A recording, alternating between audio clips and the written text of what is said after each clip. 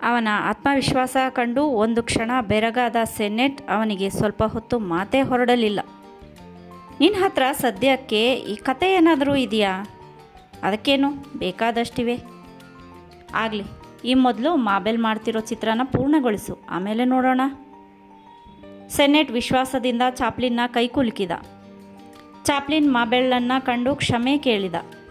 Senate, ಮಾಬೆಲ್ ಮತ್ತು Chaplin ಒಟ್ಟಿಗೆ ಸಂತೋಷದಿಂದ ಊಟ ಮಾಡಿದರು. ಆಕೆ ಆ ದಿನ ಸುಂದರವಾಗಿ ಕಾಣಿಸಲಿಲ್ಲ. ಮಾಬೆಲ್ ತನ್ನ ಮೊಂಡುತನದಿಂದ ಮರುದಿನ ಹೇಗೋ ಒಂದು ರೀಲು ಗಾತ್ರದ ಚಿತ್ರವನ್ನು ಮುಗಿಸಿದ್ದಾಯಿತು. ಆದರೆ ಚಾಪ್ಲಿನ್ ಬಗ್ಗೆ ಮೊದಲಿನಂತೆ ನಿರ್ಲಕ್ಷ್ಯ ಭಾವ ತಳೆದ ಸೆನೆಟ್. ಇದರಿಂದ ಚಾಪ್ಲಿನ್ಗೆ ಬೇಸರದ ಜೊತೆಗೆ ಸಿಟ್ಟು ಬಂತು. 1 ತಿಂಗಳ ನಂತರ ಸೆನೆಟ್ಗೆ ನ್ಯೂಯಾರ್ಕ್ನಿಂದ ಟೆಲಿಗ್ರಾಮ್ ಬಂತು. ಅದರಲ್ಲಿ ಚಾಪ್ಲಿನ್ ಚಿತ್ರಗಳಿಗೆ ಇಲ್ಲಿ ಅಪಾರ ಬೇಡಿಕೆ ಇರುವುದೆಂದು, ಅವನು ನಟಿಸಿರುವ ಚಿತ್ರಗಳ ಹೆಚ್ಚು ಪ್ರತಿಗಳನ್ನು ಕೂಡಲೇ ಕಳಿಸುವ ಏರ್ಪಾಟು ಮಾಡಬೇಕೆಂದು ತಿಳಿಸಲಾಗಿತ್ತು. ಅಷ್ಟೊತ್ತಿಗಾಗಲೇ ಚಾಪ್ಲಿನ್ ಕೀಸ್ಟೋನ್ ಕಂಪನಿಯ ಸುಮಾರು 20-30 ಚಿತ್ರಗಳಲ್ಲಿ ನಟಿಸಿದ್ದ. ಅವುಗಳು 1 ಅಥವಾ 2 ರೀಲುಗಳ ಲಘು ಹಾಸ್ಯ ಪ್ರಾಸನೆಗಳೇ ಆಗಿದ್ದವು. ಅವುಗಳ ಪೈಕಿ ಕೆಲವಂತೂ ನಿರೀಕ್ಷೆಗೆ ಮೀರಿ ಬಾಕ್ಸ್ ಆಫೀಸ್ ಕೊಳ್ಳೆ ಹೊಡೆದಿದ್ದವು.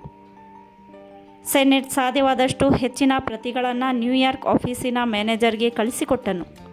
ಅನಂತರವೇ ಸೆನೆಟ್ಗೆ ಚಾಪ್ಲಿನ್ ಬಗ್ಗೆ ಹೆಚ್ಚಿನ ಗೌರವ ಮೂಡಿದ್ದು, ಅವನು ಚಾಪ್ಲಿನ್ಗೆ ನಿರ್ದೇಶನದ ಅವಕಾಶ ಮಾಡಿಕೊಟ್ಟಿದ್ದು. ಚಾಪ್ಲಿನ್ ಕೀಸ್ಟೋನ್ ಕಂಪನಿಗೆ ಕಾಟ್ ಇನ್ ದಿ ರೈನ್ ಎಂಬ ಚಿತ್ರ ನಟಿಸಿ ನಿರ್ದೇಶಿಸಿದ. ಆ ಚಿತ್ರದ ಮೊದಲ ಪ್ರತಿಯನ್ನು ಸೆನೆಟ್ ನೋಡಿ ಹರ್ಷಗೊಂಡ. ಹೃದಯವನ್ನು ಅಂಗೈಯಲ್ಲಿ ಹಿಡಿದು ನಿಂತಿದ್ದ ಚಾಪ್ಲಿನ್ಗೆ ಕೈಕುಲುಕಿ, ಒಳ್ಳೆಯ ಚಿತ್ರ ನಿರ್ದೇಶಿಸಲು ತಯಾರಾಗು ಎಂದು ಹೇಳಿದ.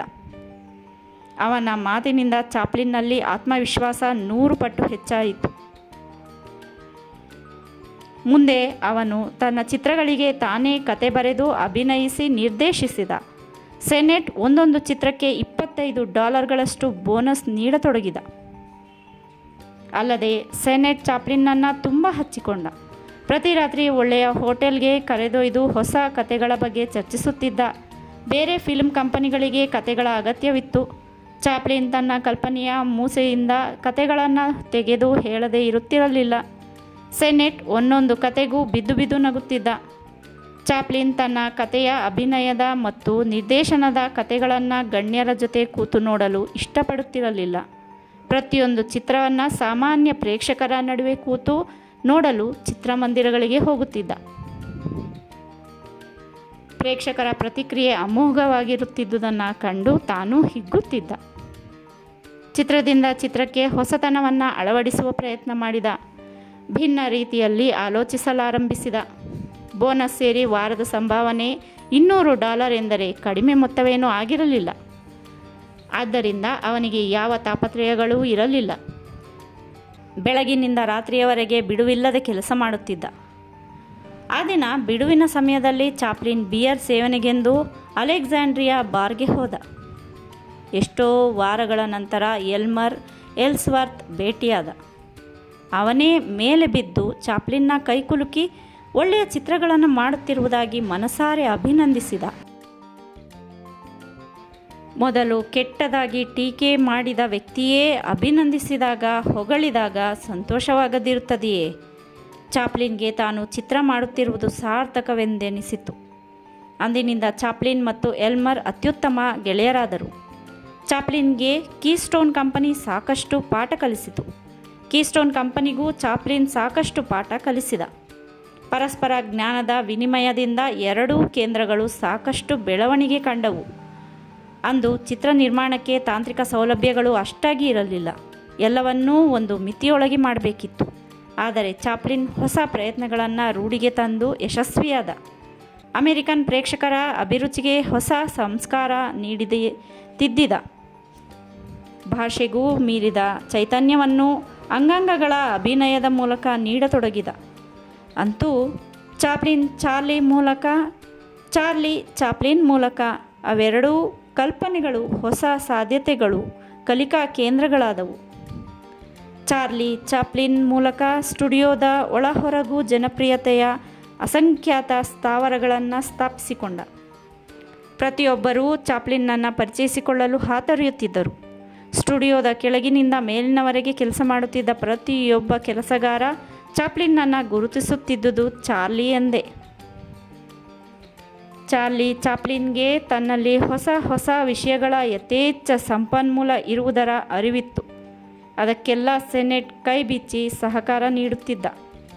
ಚಾಪ್ಲಿನ್ ಸೆನೆಟ್ಗೆ ಸದಾ ಕೃತಜ್ಞನಾಗಿರಬೇಕು. ಯಾಕೆಂದರೆ ನಮಗೆ ಯಾವುದೇ ಒಂದು ನಿರ್ದಿಷ್ಟವಾದ ಚಿತ್ರಕಥೆ ಎಂಬುದಿರುವುದಿಲ್ಲ. ಕೇವಲ ಒಂದು ಪುಟ್ಟ ಕಲ್ಪನೆ ಮಾತ್ರ ಇರುತ್ತದೆ. ಅದರ ಸುತ್ತ ಏನಿದ್ದರೂ ನಾವು ನಮ್ಮ ಪ್ರತಿಭೆಯಿಂದ ಹೊಸ ಹೊಸ ದೃಶ್ಯಗಳನ್ನು ಸೃಷ್ಟಿಸಿ ಚಿತ್ರ ಮಾಡಬೇಕು. ಇದು ಚಾಪ್ಲಿನ್ ತಾನು ಕೀಸ್ಟೋನ್ ಕಂಪನಿಗೆ ಕಾಲಿರಿಸಿದ ಹೊಸತರಲ್ಲಿ ಸೆನೆಟ್ ಹೇಳಿದ ಮಾತುಗಳು. 1000 ಪುಸ್ತಕಗಳ ಜ್ಞಾನ ಆ ಒಂದೆರಡು ಮಾತುಗಳಲ್ಲಿ ಅಡಗಿತ್ತು. ಚಾರ್ಲಿ ಚಾಪ್ಲಿನ್ ಸ್ಟುಡಿಯೋದ ಒಳ ಮತ್ತು ಹೊರಗಿನ ಪ್ರಪಂಚದ ಕಣ್ಮಣಿಯಾಗಿದ್ದನಷ್ಟೇ. ಅವನಿಂದ ದೂರ ಇದ್ದವರೆಲ್ಲ ಹತ್ತಿರವಾಗತೊಡಗಿದ್ದರು.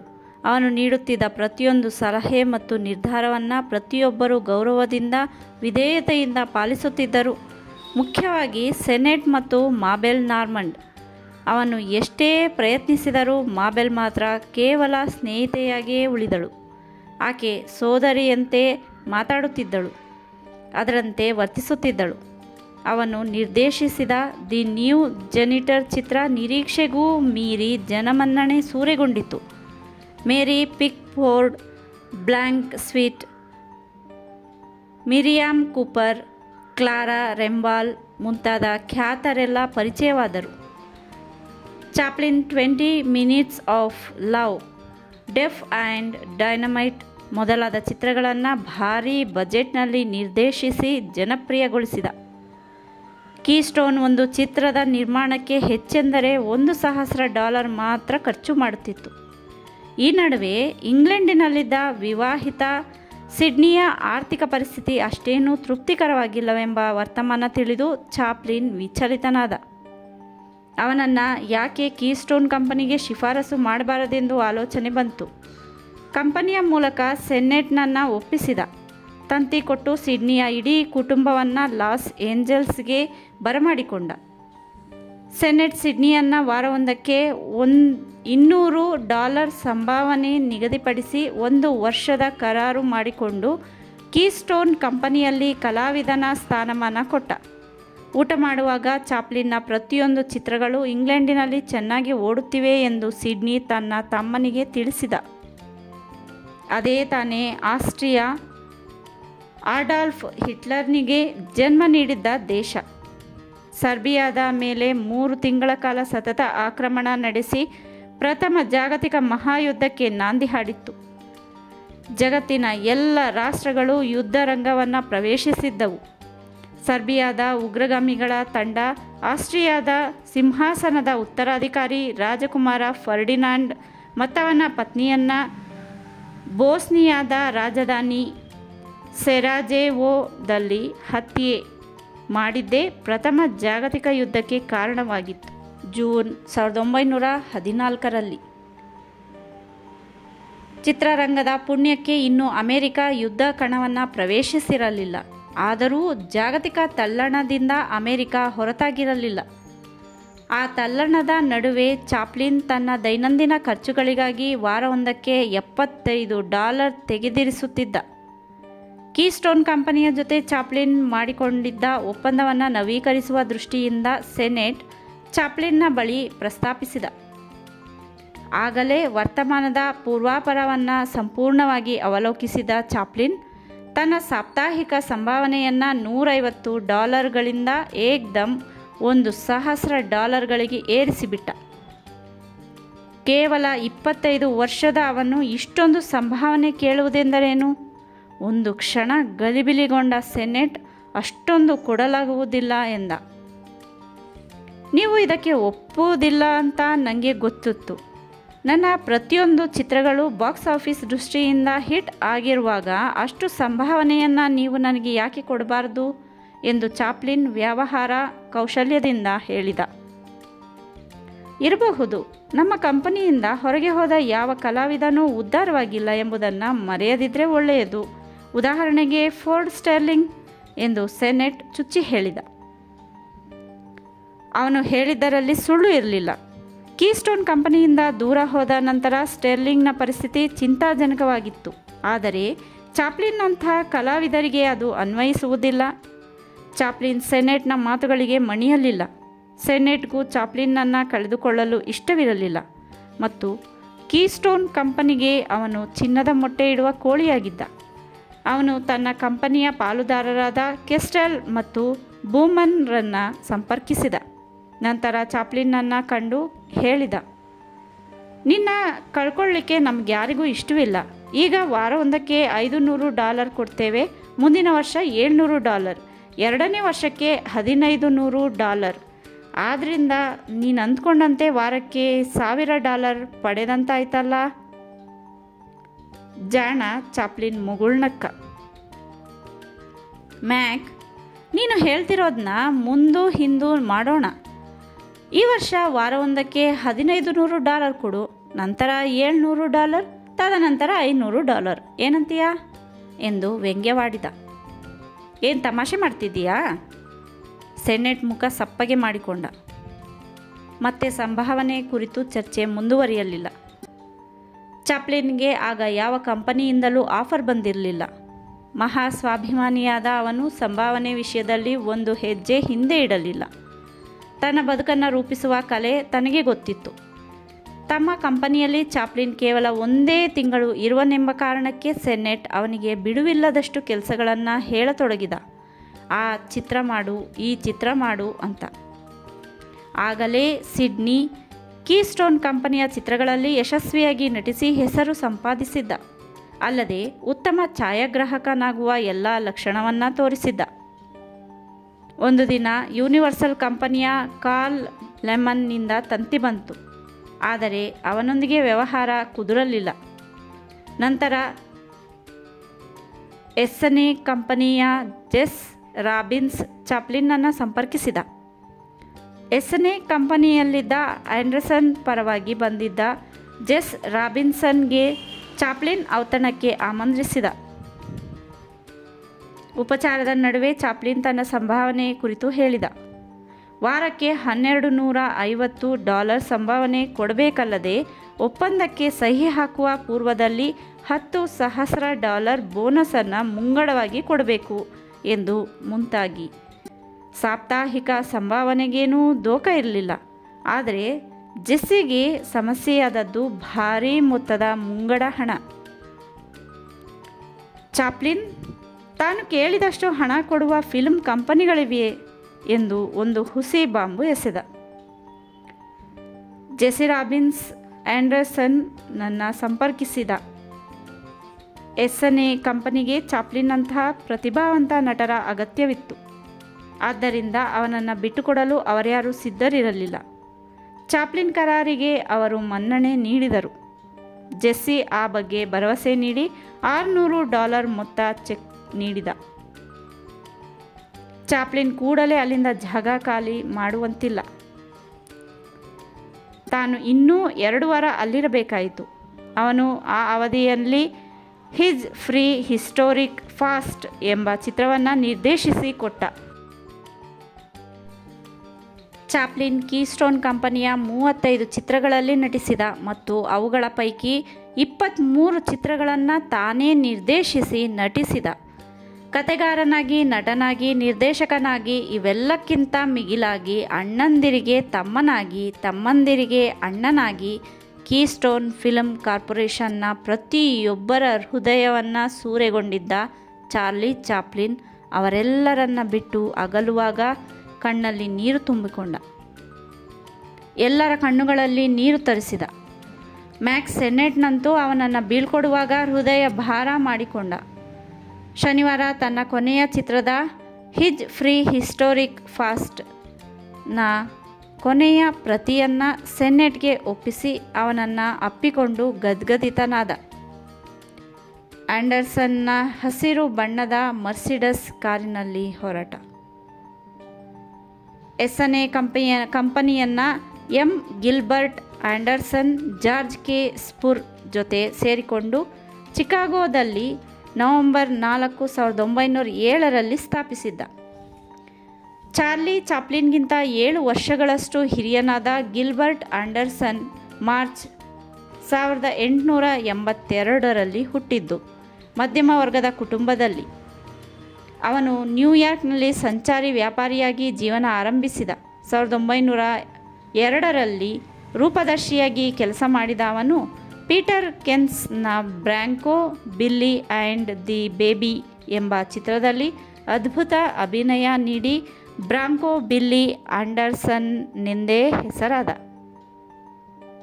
ಅವನು ಪ್ರಪ್ರಥಮವಾಗಿ ಕೌ ಬಾಯ್ ಹೀರೋ ಆಗಿ ಮೆರೆದ ಆ ಚಿತ್ರ ಬ್ರಾಂಕೋ ಬಿಲ್ಲೀಸ್ ರೆಡೆನ್ಷನ್ ಎಂದೇ ಹೆಸರಾಯಿತು. ನಂತರ ಎಡ್ವಿನ್ ಪೋರ್ಟರ್ ಎಡಿಸನ್ ಸ್ಟುಡಿಯೋಕ್ಕಾಗಿ ನಿರ್ಮಿಸಿದ ದಿ ಮೆಸೆಂಜರ್ ಬಾಯ್ಸ್ ಮಿಸ್ಟೇಕ್ ಎಂಬ ಚಿತ್ರದಲ್ಲಿ ನಟಿಸಿದ. ಕುದುರೆ ಸವಾರಿ ಮಾಡಲಾಗದ ಕಾರಣಕ್ಕೆ ಆ್ಯಂಡರ್ಸನ್ ಪೋರ್ಟರನ್ನು ಇತಿಹಾಸ ಸೃಷ್ಟಿಸಿದ. ದಿ ಗ್ರೇಟ್ ಟ್ರೈನ್ ರಾಬರಿ ಎಂಬ ಕಥಾ ಚಿತ್ರದಿಂದ ನಿರ್ಗಮಿಸಬೇಕಾಯಿತು. ಆ ಆಕರ್ಷಕ ಯುವಕ ಆ್ಯಂಡರ್ಸನ್ ಜಾರ್ಜ್ ಸ್ಟೋರ್ ಜೊತೆಗೂಡಿ ಎಸ್ಎನ್ಎ ಎಂಬ ವಿಚಿತ್ರ ಹೆಸರಿನ ಚಿತ್ರ ತಯಾರಿಕಾ ಸಂಸ್ಥೆಯನ್ನು ಸ್ಥಾಪಿಸಿದಾಗ ಅವನಿಗೆ ಕೇವಲ 25 ವರ್ಷ ವಯಸ್ಸಾಗಿತ್ತು.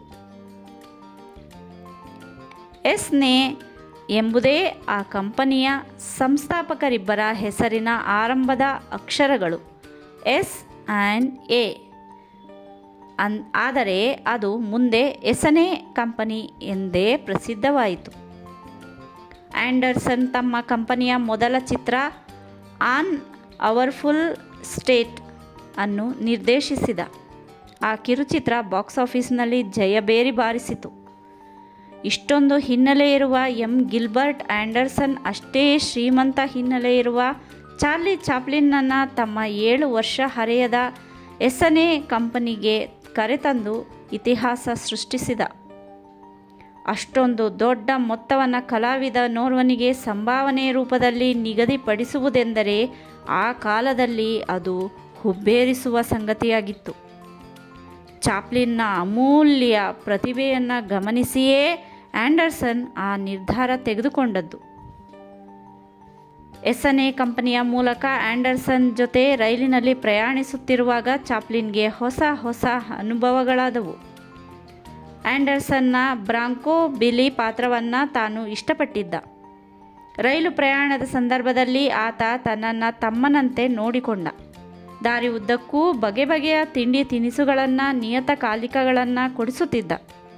ಚಿತ್ರೋದ್ಯಮದ ಬಗ್ಗೆ ಪುಂಖಾನುಪುಂಖವಾಗಿ ಬಿಡುಗಡೆಯಾಗುತ್ತಿರುವ ಚಿತ್ರಗಳ ಬಗ್ಗೆ ಅವರಿಬ್ಬರೂ ಚರ್ಚಿಸುತ್ತಿದ್ದರು. ಸಹ ಪ್ರಯಾಣಿಕ ಸೇಂಟ್ ಲೂಯಿಸ್ನ ಶರೀಫ್ ಆ್ಯಂಡರ್ಸನ್ನನ್ನು ಗುರುತಿಸಿ ಪರಿಚಯ ಮಾಡಿಕೊಂಡ.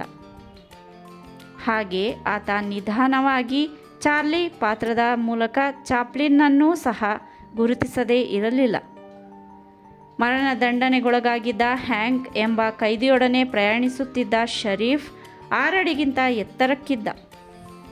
ಪೊಲೀಸ್ ಅಧಿಕಾರಿಯನ್ನೇ ಕೊಲೆ ಮಾಡಿ ತಪ್ಪಿಸಿಕೊಂಡು ತಲೆನೋವಾಗಿದ್ದ ಕೈದಿ ಹ್ಯಾಂಕ್ನನ್ನು ತಾನು ಹಿಡಿದುದರ ಬಗ್ಗೆ ಶರೀಫ್ ಆಕರ್ಷಕವಾಗಿ ವರ್ಣಿಸಿದ. ಕೆಲವೇ ದಿನಗಳಲ್ಲಿ ಮರಣದಂಡನೆಗೆ ತುತ್ತಾಗಲಿದ್ದ ಹ್ಯಾಂಕ್ ತುಂಬ ಸಂತೋಷದಿಂದ ಇರುವನಂತೆ ಗೋಚರಿಸಿದ. ಅವನು ಬ್ರಾಂಕೋ ಬಿಲ್ಲಿ ಪಾತ್ರದ ಮೂಲಕ ಗಿಲ್ಬರ್ಟ್ ಆ್ಯಂಡರ್ಸನ್ನನ್ನು ಗುರುತಿಸಿ ಅಭಿಮಾನ ಸೂಚಿಸಿದ. ನೀನು ಸಿನಿಮಾದಲ್ಲಿ ಅಷ್ಟೊಂದು ಕೊಲೆ ಮಾಡಿದರೆ ನಾನು ನಿಜ ಜೀವನದಲ್ಲಿ ಒಂದಾದರೂ ಕೊಲೆ ಮಾಡೋದು ಬೇಡವಾ ಎಂದು ನಗುತ್ತಾ ಮುಂದುವರೆದು ಹೇಳಿದ. ಕೇವಲ 1 ಕೊಲೆ ಮಾಡಿದ ನನ್ನ ಗಲ್ಲಿಗೇರಿಸ್ತಿದ್ದಾರೆ ನೋಡು. ಅವನು ಜೋರಾಗಿ ನಗಾಡಿದ. ಆದರೆ ಅದನ್ನು ಕೇಳಿ ಚಿತ್ರ ಕಲಾವಿದರಿಬ್ಬರೂ ಮ್ಲಾನವದನರಾಗಿ ನಿಟ್ಟುಸಿರುಬಿಟ್ಟರು.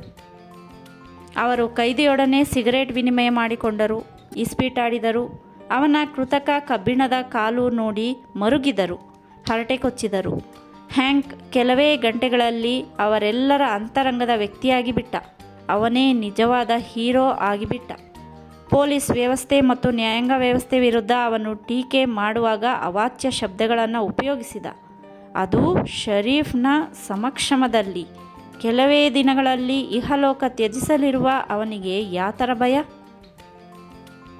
ತಾವು ಇಳಿಯಬೇಕಿದ್ದ ನಿಲ್ದಾಣ ಬರುತ್ತಲೇ ಅವರಿಬ್ಬರು ಎದ್ದರು. ಸಂಕೋಲೆ ತೊಟ್ಟಿದ್ದ ಕೈಯಿಂದಲೇ ಅವನು ಚಾಪ್ಲಿನ್ನ ಕೈ ಕುಲುಕಿದ. ಗುಡ್ ಲಕ್ ಎಂದು ಶುಭ ಹಾರೈಸಲು ಮ್ಲಾನವದನಾಗಿದ್ದ ಚಾಪ್ಲಿನ್ಗೆ ಮಾತುಗಳೇ ಹೊರಡಲಿಲ್ಲ. ಮುಂದೆ ಅವನಿಗೆ ಮರಣದಂಡನೆ ವಿಧಿಸಿದ ಸುದ್ದಿಯನ್ನು ಚಾಪ್ಲಿನ್ ವೃತ್ತಪತ್ರಿಕೆಗಳಲ್ಲಿ ಓದಿ ಮರುಗಿದ. ಚಿಕಾಗೋ ನಿಲ್ದಾಣದಲ್ಲಿ ಇಳಿದ ಚಾಪ್ಲಿನ್ ಮತ್ತು ಆ್ಯಂಡರ್ಸನ್ನನ್ನು ಸ್ಟುಡಿಯೋ ಮ್ಯಾನೇಜರ್ ಪುಷ್ಪಗುಚ್ಛ ನೀಡಿ ಸ್ವಾಗತಿಸಿದ. ವ್ಯವಹಾರಕ್ಕೆ ಸಂಬಂಧಿಸಿದಂತೆ ಹೋಗಿರುವ ಸ್ಪೂರ್ ಹೊಸ ವರ್ಷದ ದಿನ ಬರಲಿರುವನೆಂದು ತಿಳಿಯಿತು. ಆದರೆ ಸ್ಪೂರ್ನನ್ನು ನೋಡುವ ಆಸೆ ಇಟ್ಟುಕೊಂಡಿದ್ದ ಚಾಪ್ಲಿನ್ಗೆ ಅವನ ಗೈರು ಹಾಜರಿಯಿಂದ ಬೇಸರವಾಯಿತು. ಹೊಸ ವರ್ಷದ ಹೊಸ ದಿನವನ್ನು ಆ್ಯಂಡರ್ಸನ್ ಮತ್ತವನ ಕುಟುಂಬದೊಂದಿಗೆ ಕಳೆದ. ಇನ್ನೊಂದೆರಡು ದಿನಗಳಲ್ಲಿ ಬರಲಿರುವ ಸ್ಪೂರ್ ಉಳಿದ ವ್ಯವಹಾರ ನೋಡಿಕೊಳ್ಳುವನೆಂದು ಹೇಳಿ ಆ್ಯಂಡರ್ಸನ್ ಕ್ಯಾಲಿಫೋರ್ನಿಯಾಕ್ಕೆ ಹೋದ. ದಿನ ಕಳೆದರೂ ಸ್ಪೂರ್ ಪತ್ತೆ ಇಲ್ಲ.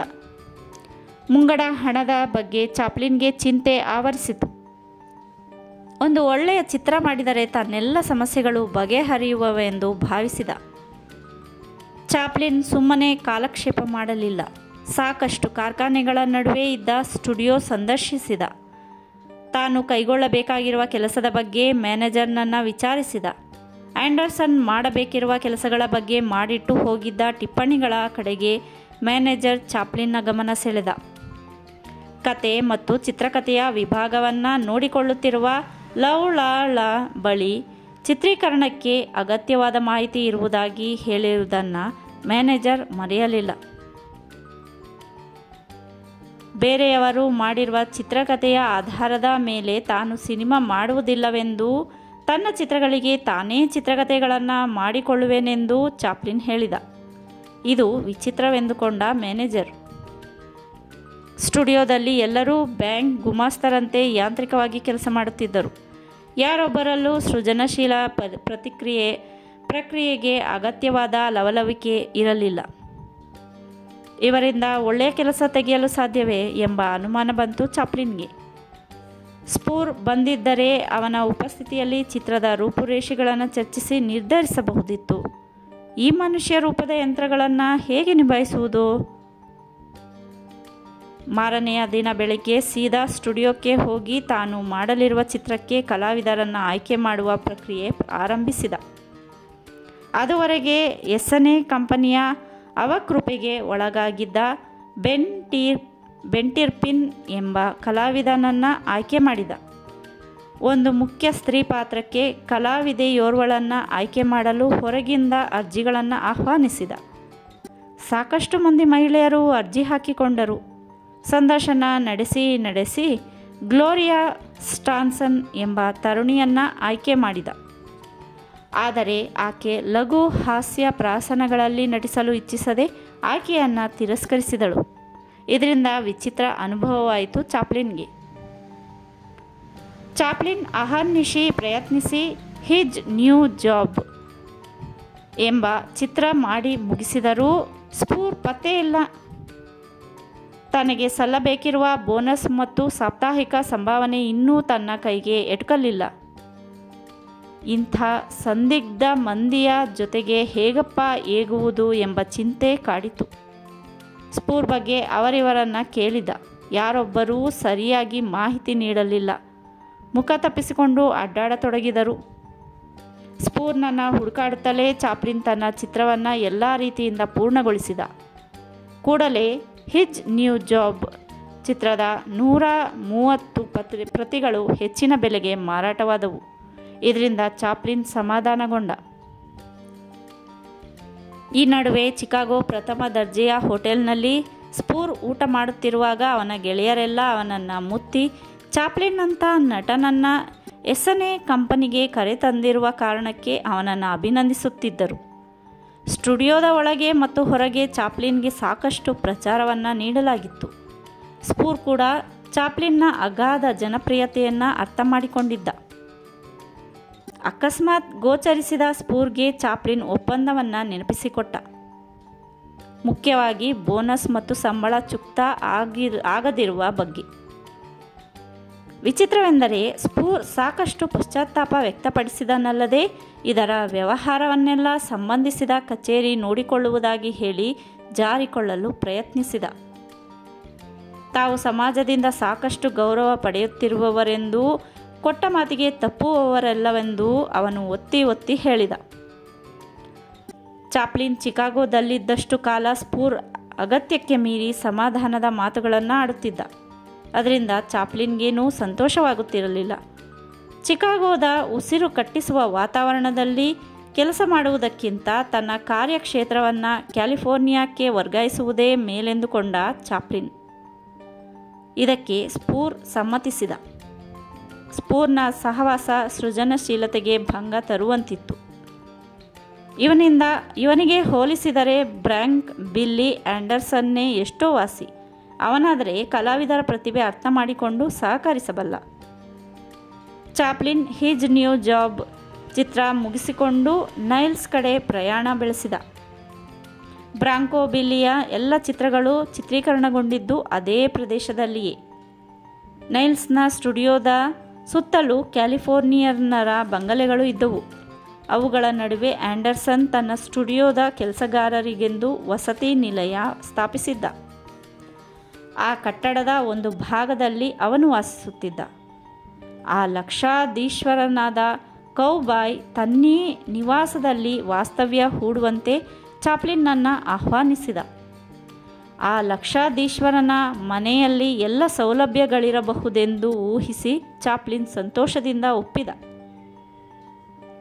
ಅವನು ತನಗಾಗಿ ಮೀಸಲಿರುವ ಕೋಣೆ ಎಷ್ಟೊಂದು ಆಧುನಿಕವಾಗಿರಬಹುದೆಂದುಕೊಳ್ಳುತ್ತಾ ಚಾಪ್ಲಿನ್ ಹೋಗಿ ಬಾಗಿಲು ತೆರೆದು ನೋಡಿ ಒಂದು ಕ್ಷಣ ಗಾಬರಿಯಾದ. ಒಳಗಡೆ ಎಲ್ಲ ಒಣ ಭಣ ಭಣ. ಮೇಲೆ ತೂಗಾಡುತ್ತಿರುವ ಒಂದು ಬಲ್ಬು, ಕೆಳಗಡೆ ಮೂಲೆಯಲ್ಲೊಂದು ಸಿಗರೇಟ್ ತುಂಡುಗಳಿಂದ ಒಟ್ಟರಿಸಿರುವ ಆಸ್ಟ್ರೆ. ಬಾತ್ರೂಮಿನ ಗಲೀಜನ್ನು ವರ್ಣಿಸಲು ಚಾಪ್ಲಿನ್ಗೆ ಮಾತುಗಳು ಹೊರಡಲಿಲ್ಲ. ಚಿತ್ರ ಜಗತ್ತಿನ ಸುಪ್ರಸಿದ್ಧ ನಟನೂ ಲಕ್ಷಾಧಿಪತಿಯೂ ಎಸ್ಸನೇ ಫಿಲಂ ಸಂಸ್ಥೆಯ ಒಡೆಯನೋರ್ವನೂ ಆದಂಥ ಬ್ರಾಂಕೋ ಬಿಲ್ಲಿ ಗಿಲ್ಬರ್ಟ್ ಆ್ಯಂಡರ್ಸನ್ನ ಬಂಗಲೆಯೇ ಇದೆಂದು ನಂಬಲು ಕಷ್ಟವಾಯಿತು ಚಾಪ್ಲಿನ್ಗೆ. ಅವನು ದುಬಾರಿ ಬೆಲೆಯ ಕಾರನ್ನೂ, ಅವನ ಒಡೆತನದಲ್ಲಿರುವ ಮ್ಯೂಸಿಕಲ್ ಥಿಯೇಟರನ್ನು, ಅವನು ಇಳಿದುಕೊಳ್ಳುವ 5 ಸ್ಟಾರ್ ಹೋಟೆಲ್ಗಳನ್ನು, ಅವನು ಧರಿಸುವ ಸೂಟನ್ನು ಬೂಟನ್ನು ನೆನಪಿಸಿಕೊಂಡು ಒಂದು ಕ್ಷಣ ದಿಗ್ಭ್ರಾಂತನಾದ. ಇಂಥನ ಮಾತನ್ನು ನಂಬಿ ಬಂದಿರುವ ತಾನೆಂಥ ಮೂರ್ಖನೆಂದು ತನ್ನನ್ನು ತಾನೇ ಹಳಿದುಕೊಂಡ ಚಾರ್ಲಸ್ ಸ್ಪೆನ್ಸರ್ ಚಾಪ್ಲಿನ್, ಹಾಗೆ ಅವನ ಸುಂದರ ಹೆಂಡತಿ ಮಗಳನ್ನು ಸಹ. ಅವರು ಚಿಕಾಗೋ ಅಪಾರ್ಟ್ಮೆಂಟ್ ಒಂದರಲ್ಲಿ ಪ್ರತ್ಯೇಕವಾಗಿ ವಾಸ ಮಾಡುತ್ತಿರುವುದು ಆಶ್ಚರ್ಯದ ಸಂಗತಿ. ಆ್ಯಂಡರ್ಸನ್ ತುಂಬ ವಿಚಿತ್ರ ವ್ಯಕ್ತಿ ಎಂದುಕೊಂಡ ಚಾಪ್ಲಿನ್. ಆ ಕಾರಣಕ್ಕಾಗಿ ಅವನು ಸುಮ್ಮನೆ ಕೂಡಲಿಲ್ಲ. ವೃತ್ತಿಪರ ಛಾಯಾಗ್ರಾಹಕ ಮತ್ತು ಸಹ ನಿರ್ದೇಶಕರನ್ನು ಆಯ್ಕೆ ಮಾಡಿಕೊಂಡ. ತನ್ನ ಬಳಿ ಹೇಳಿಕೊಳ್ಳುವಂಥ ಕತೆ ಯಾವುದೂ ಇರಲಿಲ್ಲ. ವಶೀಕರಣಕ್ಕೆ ಸಂಬಂಧಿಸಿದಂಥ ಕತೆ ಮಸುಕಾಗಿ ತನ್ನ ತಲೆಯಲ್ಲಿತ್ತು. ಅದಕ್ಕೆ ಸರಿ ಹೊಂದುವಂತಹ ಸುಂದರ ನಟಿ ಎಷ್ಟು ಹುಡುಕಿದರೂ ದೊರಕಲೊಲ್ಲಳು. ಆ್ಯಂಡರ್ಸನ್ ಗರಡಿಯಲ್ಲಿ ಪಳಗಿದ್ದ ಕೌಬಾಯ್ ನಟ ಕಾರ್ಲ್ ಸ್ಟಾರ್ ತಾನೂ ಟ್ಯಾಟ್ಸ್ ಕೆಫೆ ಕಡೆ ಆಗಾಗ್ಗೆ ಹೋಗಿ ಬರುವ ತರುಣಿಯೋರ್ವಳನ್ನು ನೋಡಿರುವುದಾಗಿ ಹೇಳಿದ. ಕೆಫೆಯ ಮೂಲಕ ಟೈಟ್ ಆಕೆಯ ಬಗ್ಗೆ ಸಂಕ್ಷಿಪ್ತ ಮಾಹಿತಿ ನೀಡಿದ. ತನ್ನ ವಿವಾಹಿತ ಸಹೋದರಿಯೊಂದಿಗೆ ವಾಸಿಸುತ್ತಿರುವ ಆಕೆಯ ಹೆಸರು ಎಡ್ನಾ ಪ್ರಾವಿನ್ಸ್ ಎಂದು ಮುಂತಾಗಿ ವಿಷಯ ಹೇಳಿದ. ಚಾಪ್ಲಿನ್ನ ಆಮಂತ್ರಣವನ್ನು ಆಕೆ ನಿರಾಕರಿಸಲಿಲ್ಲ. ಸೇಂಟ್ ಫ್ರಾನ್ಸಿಸ್ ಹೋಟೆಲ್ನಲ್ಲಿ ಭೇಟಿಯಾದಳು. ಆಕೆಯನ್ನು ನೋಡಿ ಚಾಪ್ಲಿನ್ ಬೆರಗಾದ. ಆಕೆ ಇಷ್ಟೊಂದು ಸುಂದರಿ ಇರಬಹುದೆಂದು ತಾನು ನಿರೀಕ್ಷಿಸಿರಲಿಲ್ಲ. ಹೊಳೆವ ದಂತಪಂಕ್ತಿಯ ಬೊಗಸೆಗಂಗಳ ಅಪೂರ್ವ ಚೆಲುವೆಯಾಗಿದ್ದ ಆಕೆ ಯಾವಾಗಲೂ ಗಂಭೀರಳಾಗಿ ಇರುತ್ತಿದ್ದಳು. ಕಾಲೇಜೊಂದರಲ್ಲಿ ಬಿಸ್ನೆಸ್ ಕೋರ್ಸ್ ಓದುತ್ತಿದ್ದ ಆಕೆ ಪ್ರೇಮ ಪ್ರಕರಣದಲ್ಲಿ ಸಿಲುಕಿ ನಿರಾಶಳಾಗಿದ್ದಳು. ಪ್ರಾಯಶಃ ಅದೇ ಆಕೆಯ ಗಾಂಭೀರ್ಯಕ್ಕೆ ಕಾರಣವಾಗಿರಬಹುದು. ಗಂಟು ಮುಖದವಳಿಂದ ಹೇಗಪ್ಪ ನಗಿಸುವುದು, ನಗುವುದು ಒಂದು ಕ್ಷಣ ಚಾಪ್ಲಿನ್ಗೆ ಪೇಚಿಗಿಟ್ಟುಕೊಂಡಿತು. ಆದರೂ ಸೌಂದರ್ಯಕ್ಕೆ ಪರವಶನಾಗಿದ್ದ ಚಾಪ್ಲಿನ್ ಆಕೆಯನ್ನು ತನ್ನ ಮುಂದಿನ ಲಘು ಹಾಸ್ಯ ಪ್ರಾಸನಕ್ಕೆ ಆಯ್ಕೆ ಮಾಡದೇ ಇರಲಿಲ್ಲ. ಅವನು ತನ್ನ ಹಿಜ್ ನೈಟ್ ಔಟ್ ಎಂಬ ಹೆಸರಿನ 2 ರೀಲುಗಳಷ್ಟು ಗಾತ್ರದ ಸಿನಿಮಾವನ್ನು ಚಿತ್ರೀಕರಿಸಲು ಎಲ್ಲ ಏರ್ಪಾಡು ಮಾಡಿದ. ಅದರ ಹಿಂದಿನ ದಿನ ಆ್ಯಂಡರ್ಸನ್ನ ಕಂಪನಿಯ ಸದಸ್ಯನೊಬ್ಬ ಚಾಪ್ಲಿನ್ನನ್ನು ಸಂತೋಷಕೂಟಕ್ಕೆ ಆಹ್ವಾನಿಸಿದ. ಚಾಪ್ಲಿನ್ ಎಡ್ನಾ ಪ್ರಾವಿನ್ಸ್ ಸೇರಿದಂತೆ ಇಡೀ ತಂಡದೊಡನೆ ಹೋದ. ಬಿಯರ್ ಸೇವನೆ, ಊಟ ಇತ್ಯಾದಿ ಎಲ್ಲ ಮುಗಿದ ನಂತರ ಇಸ್ಪೀಟ್ ಆಡತೊಡಗಿದರು. ಹರಟೆ ನಡುವೆ ಚಾಪ್ಲಿನ್ ಹಿಪ್ನಾಟಿಸಮ್ ಬಗ್ಗೆ ಪ್ರಸ್ತಾಪಿಸಿದ. ಮಾತಿಗೆ ಮಾತು ಬೆಳೆದು ತಾನು ಯಾರನ್ನು ಬೇಕಾದರೂ ಒಂದೇ 1 ನಿಮಿಷದಲ್ಲಿ ಹಿಪ್ನಾಟೈಸ್ ಮಾಡಬಲ್ಲೆನೆಂದು ಕೊಚ್ಚಿಕೊಂಡ. ಹಿಪ್ನಾಟೈಸ್ ಮಾಡಲು ಸಾಧ್ಯವಿಲ್ಲವೆಂದು ಆತ್ಮವಿಶ್ವಾಸದಿಂದ ಹೇಳಿದಳು ಎಡ್ನಾ. ಆಕೆಗೂ ಚಾಪ್ಲಿನ್ಗೂ ಆ ವಿಷಯದಲ್ಲಿ ಮಾತು ಬೆಳೆಯಿತು. ಚಾಪ್ಲಿನ್ $10 ಒಂದು ನೋಟನ್ನು ತೆಗೆದ. ನಾನು ನಿನ್ನನ್ನು 1 ನಿಮಿಷದಲ್ಲಿ ಹಿಪ್ನಾಟೈಸ್ ಮಾಡಿ ಮಲಗಿಸಿಬಿಡುತ್ತೇನೆ. ನಾನು ಸೋತ ಪಕ್ಷದಲ್ಲಿ ಇದು ನಿನ್ನದು ಎಂದು ಬೆಟ್ ಕಟ್ಟಿದ. ಆಗಲಿ ಎಂದು ಎಡ್ನಾ ಕೂಡ ಅಷ್ಟೇ ಮೊತ್ತವನ್ನು ಬೆಟ್ ಕಟ್ಟಿದಳು. ಚಾಪ್ಲಿನ್ ಕೆಲವರಿಗೆ ಟೈಮ್ ಗಮನಿಸಲು ಹೇಳಿ ಆಕೆಯನ್ನು ಗೋಡೆಗೆ ನಿಲ್ಲಲು ಹೇಳಿದ. ಆಕೆ ನಿಂತಳು. ನೀನು 1 ನಿಮಿಷದಲ್ಲಿ ನನಗೆ ನಿದ್ದೆ ಬರಿಸಬೇಕು, ತಿಳಿತೆ ಎಂದು ಎಚ್ಚರಿಸುವುದನ್ನು ಆಕೆ ಮರೆಯಲಿಲ್ಲ. ಖಂಡಿತ ಎಂದು ಇವನು ಆಕೆಯ ಕಣ್ಣುಗಳಲ್ಲಿ ತನ್ನ ದೃಷ್ಟಿಯನ್ನು ಕೇಂದ್ರೀಕರಿಸಿದ. ಅದೊಂದು ರೀತಿ ಪರವಶಗೊಳಿಸುವಂತಹ ಅವಳ ಆಳ ನೋಟವಾಗಿತ್ತು. You will be unconscious, you are unconscious, unconscious ಎಂದವನು ಮತ್ತೆ ಮತ್ತೆ ಹೇಳಿದ. ಅದೊಂದು ರೀತಿಯ ಮಾಂತ್ರಿಕ ಧ್ವನಿಯಾಗಿತ್ತು. ಕೆಲವೇ ಕ್ಷಣಗಳಲ್ಲಿ ಆಕೆ ಮೈಮೇಲೆ ಎಚ್ಚರ ಕಳೆದುಕೊಂಡಳು.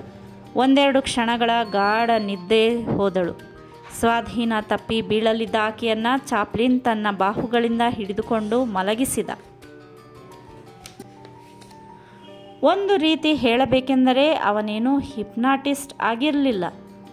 ಏನೆಲ್ಲ ಸಾಧಿಸಬಲ್ಲೆನೆಂಬ ಅದಮ್ಯ ಶಕ್ತಿ, ಆತ್ಮವಿಶ್ವಾಸ ಅವನಲ್ಲಿತ್ತು. ಇಂಥ ತಮಾಷೆಗಳಿಂದ ನಗಿಸಬಲ್ಲವನಾಗಿದ್ದ, ಅಳಿಸಬಲ್ಲವನಾಗಿದ್ದ, ಹೃದಯಗಳನ್ನು ಸೂರೆಗೊಳ್ಳಬಲ್ಲವನಾಗಿದ್ದ.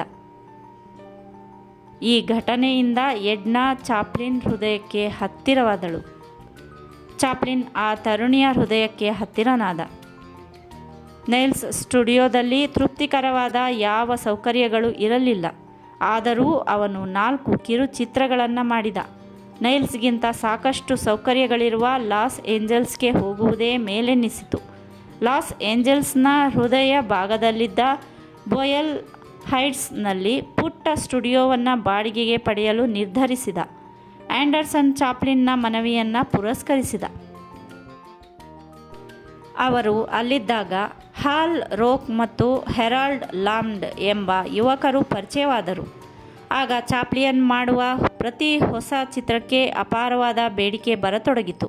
ಬೇಡಿಕೆಗೆ ಅನುಗುಣವಾಗಿ ಎಸ್ಎನ್ಎ ಕಂಪನಿಯವರು ಪ್ರದರ್ಶಕರ ಮೇಲೆ ಹೊಸ ಕರಾರುಗಳನ್ನು ಹೇರತೊಡಗಿದರು. ಚಾಪ್ಲಿನ್ನ 2 ರೀಲುಗಳ ಹಾಸ್ಯ ಪ್ರಾಸನಗಳ ದಿನ 1ರ ಶುಲ್ಕ ಬಾಡಿಗೆ $50ಗಳಿಗೆ ಏರಿತು.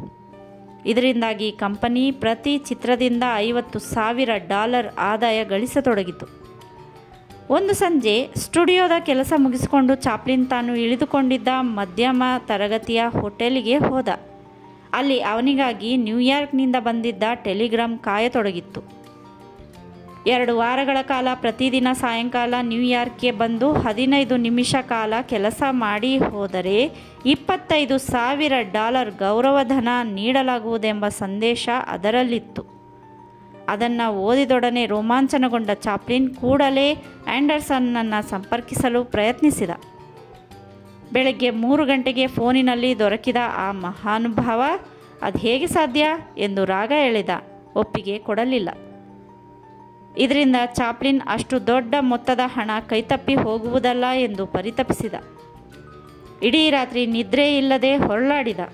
ಅದೇ ಕೆಲಸವನ್ನು ತಮ್ಮ ಎಸ್ಎನ್ಎ ಕಂಪನಿಗೆ ಮಾಡುವುದಾದರೆ ಅದೇ ಮೊತ್ತವನ್ನು ತಾನು ಕೊಡಲು ಸಿದ್ಧ ಎಂದು ಫೋನಿನಲ್ಲಿ ಆ್ಯಂಡರ್ಸನ್ ಹೇಳಿದಾಗ ಅದೃಷ್ಟ ತನ್ನ ಕಡೆಗೆ ಇದೆ ಎಂದು ಚಾಪ್ಲಿನ್ ಸಮಾಧಾನ ಪಟ್ಟುಕೊಂಡ. ಮರುದಿನ ಆ್ಯಂಡರ್ಸನ್ ಅಷ್ಟು ಮೊತ್ತದ ಹಣದ ಚೆಕ್ಕಿನೊಡನೆ ಸ್ಟುಡಿಯೋಕ್ಕೆ ಬಂದ. ಸ್ಟುಡಿಯೋದಲ್ಲಿ ಕೆಲಸ ಮಾಡುತ್ತಿದ್ದ ಬೋಯಿಲ್ ಹೈಟ್ಸ್ನ ಪರಿಚಯ ಚಾಪ್ಲಿನ್ಗೆ ಸಾಕಷ್ಟು ಆಗಿತ್ತು. ಅಲ್ಲದೆ ಸಿಡ್ನಿ ಜೊತೆಗಿದ್ದ. ಆರ್ಥಿಕ ವ್ಯವಹಾರದ ಜವಾಬ್ದಾರಿ ನಿಭಾಯಿಸುತ್ತಿದ್ದ. ಅವನಿನ್ನು ಕೀಸ್ಟೋನ್ ಕಂಪನಿಯೊಂದಿಗೆ ಒಪ್ಪಂದದ ಪ್ರಕಾರ ಇನ್ನೊಂದು ತಿಂಗಳು ಮುಂದುವರಿಯಬೇಕಾಗಿತ್ತು. ಅವನ ವರದಿ ಪ್ರಕಾರ ಚಾಪ್ಲಿನ್ನ ಚಿತ್ರಗಳ ಬೇಡಿಕೆ ಹೆಚ್ಚುತ್ತಲೇ ಇತ್ತು. ಚಾಪ್ಲಿನ್ಗೆ ಖುಷಿ ನೀಡಿದ ಒಂದು ಸಂಗತಿ ಎಂದರೆ ಚಾರ್ಲಿಯ ವರ್ಣಚಿತ್ರಗಳು, ವಿಗ್ರಹಗಳು ನ್ಯೂಯಾರ್ಕ್ ಮತ್ತಿತರ ನಗರಗಳ ಹಲವೆಡೆ ಸಾಕಷ್ಟು ಮಾರಾಟವಾಗುತ್ತಿರುವವೆಂಬುದು. ಅಲ್ಲದೆ ಹಲವೆಡೆ ಸಂಗೀತಗಾರರು, ನರ್ತಕಿಯರು ಚಾರ್ಲಿಯ ವೇಷಭೂಷಣ ತೊಟ್ಟು ಹಾಡುವರು, ನರ್ತಿಸುವರೆಂಬುದು. ಚಾಪ್ಲಿನ್ನ ವ್ಯವಹಾರ ಕೇವಲ ಚಿತ್ರ ನಿರ್ಮಾಣಕ್ಕಷ್ಟೇ ಸೀಮಿತವಾಗಿರಲಿಲ್ಲ. ಅದು ಹಲವು ರೀತಿ ಕವಲೊಡೆದಿತ್ತು. ಇದನ್ನೆಲ್ಲ ನಿಭಾಯಿಸಲು ಒಬ್ಬ ಪರ್ಸನಲ್ ಸೆಕ್ರೆಟರಿಯನ್ನು ನೇಮಿಸಿಕೊಳ್ಳುವುದು ಒಳಿತೆಂದು ಸಿಡ್ನಿ ಸಲಹೆ ನೀಡಿದ. ಇದು ಸರಿ ಎಂದು ಕಂಡುಬಂತು ಚಾಪ್ಲಿನ್ಗೆ. ಚಾಪ್ಲಿನ್ ಅದುವರೆಗೆ ಅಭಿನಯಿಸಿ ನಿರ್ದೇಶಿಸಿದ್ದ 4 ಚಿತ್ರಗಳು ಎಸ್ಸನೇ ಕಂಪನಿಗೆ ಲಕ್ಷಾಂತರ ಡಾಲರ್ ಲಾಭ ತಂದುಕೊಟ್ಟಿದ್ದವು. ಸ್ಪೂರ್ ಕೂಡಲೇ ಲಾಸ್ ಏಂಜಲ್ಸ್ಗೆ ಬಂದು ಪ್ರತಿ ಚಿತ್ರಕ್ಕೆ $10,000 ಬೋನಸ್ ಹಣ ಕೊಡುವುದೆಂದು ಚಾಪ್ಲಿನ್ ಜೊತೆ ಹೊಸ ಒಪ್ಪಂದ ಮಾಡಿಕೊಂಡ. ಚಾಪ್ಲಿನ್ ಗ್ರಿಫಿತ್ನ ದಿ ಬರ್ತ್ ದಿ ನೇಷನ್ ನೋಡಿ ಮಂತ್ರಮುಗ್ಧನಾದ. ಆ ಚಿತ್ರದ ಮೂಲಕ ಗ್ರಿಫಿತ್ನ ಅಭಿಮಾನಿಯಾದ. ಚಾಪ್ಲಿನ್ ಎಸ್ಸನೇ ಕಂಪನಿಗೆ ಹಿಜ್ ನ್ಯೂ ಜಾಬ್ನಿಂದ ಹಿಡಿದು ದಿ ವರ್ಕ್ ವರೆಗೆ ಸುಮಾರು 8 ಕಿರು ಪ್ರಹಸನಗಳನ್ನು ಅಭಿನಯಿಸಿ ನಿರ್ದೇಶಿಸಿದ. ಪ್ರತಿಯೊಂದು ಚಿತ್ರ ಕಂಪನಿಗೆ ಹಣದ ಸುರಿಮಳೆಯನ್ನೇ ಹರಿಸಿತು. ಅವನು ತನ್ನದೇ ಆದಂಥ ಒಂದು ಪ್ರತಿಭಾ ಕಂಪನಿಗೆ ಸಂಪನ್ನರ ಪಡೆಯನ್ನೇ ಹುಟ್ಟುಹಾಕಿದ್ದ. ವಿಶಿಷ್ಟ ಮುಖ ಚಹರೆಯ ಬೆನ್ ಟೇರ್ಫಿನ್, ಬಿಲ್ಲಿ ಆರ್ಮ್ಸ್ಟ್ರಾಂಗ್, ರೆಡ್ ಗುಡ್ವಿನ್ಸ್ ಇವರೆಲ್ಲರ ಜೊತೆಗೆ ಸುಂದರಿ ಎಡನಾ ಫುರ್ವಿನ್ಸ್. ಚಾಪ್ಲಿನ್ನ ಸಾನ್ನಿಧ್ಯದಲ್ಲಿ ಆಕೆಯ ಗಂಟು ಮುಖ ಹೂವಾಗಿ ಅರಳಿತು. ವರ್ಕ್ ಚಿತ್ರದಲ್ಲಿ ಆಕೆ ಮೈಚಳಿ ಬಿಟ್ಟು ಅಭಿನಯಿಸಿದಳು. 78 ವರ್ಷಗಳ ಕಾಲ ಸಂತೃಪ್ತ ಜೀವನ ನಡೆಸಿ ಡಿ ಮಿಲ್ ನಿರ್ದೇಶಿಸಿದ ಕಾರ್ಮೆನ್ ಎಂಬ 4 ರೀಲುಗಳ ಲಘು ಪ್ರಹಸನದಿಂದಾಗಿ ಚಾಪ್ಲಿನ್ ಕೋರ್ಟಿನ ಕಟ್ಟೆ ಹತ್ತಬೇಕಾಗಿ ಬಂತು. ಎಸ್ಸನೇ ಕಂಪನಿ ಗೋಲ್ಮಾಲ್ ಮಾಡಿದ್ದೇ ಅದಕ್ಕೆ ಕಾರಣ. ಚಾಪ್ಲಿನ್ ನಂಬಿಕೆಯಿಂದ ಒಪ್ಪಂದದಲ್ಲಿ ಕೆಲವು ರಿಯಾಯಿತಿಗಳನ್ನು ತೋರಿಸಿದ್ದುದೇ ದುರುಪಯೋಗಕ್ಕೆ ಕಾರಣವಾಗಿತ್ತು. ಪರಿಹಾರ ಕೋರಿ ಚಾಪ್ಲಿನ್ ಕೋರ್ಟಿಗೆ ಹೋದ. ಆ ಚಿತ್ರ ಬಿಡುಗಡೆಯಾಗದಂತೆ ತಡೆಯಾಜ್ಞೆ ತರಲು ಪ್ರಯತ್ನಿಸಿದ. ಆದರೆ ಕಟ್ಲೆಯನ್ನು ಪರಿಶೀಲಿಸಿದ ನ್ಯೂಯಾರ್ಕ್ ಸುಪ್ರೀಂ ಕೋರ್ಟ್ ನ್ಯಾಯಾಧೀಶ ಹಾರ್ಟ್ ಚಿಕ್ಸ್ ಚಾಪ್ಲಿನ್ಗೆ ವಿರುದ್ಧ ಜೂನ್ 24, 1916 ತೀರ್ಪು ನೀಡಿದ.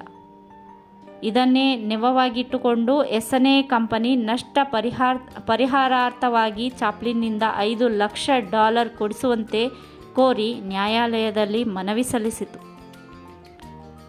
ಈ ಘಟನೆಯಿಂದ ಚಾಪ್ಲಿನ್ ಮನನೊಂದ. ಮುಂದೆ ಯಾವುದೇ ಕಂಪನಿ ಜೊತೆ ಕರಾರು ಮಾಡಿಕೊಳ್ಳುವಾಗ ತುಂಬ ಎಚ್ಚರದಿಂದ ಇರಬೇಕೆಂದು ನಿರ್ಧರಿಸಿದ.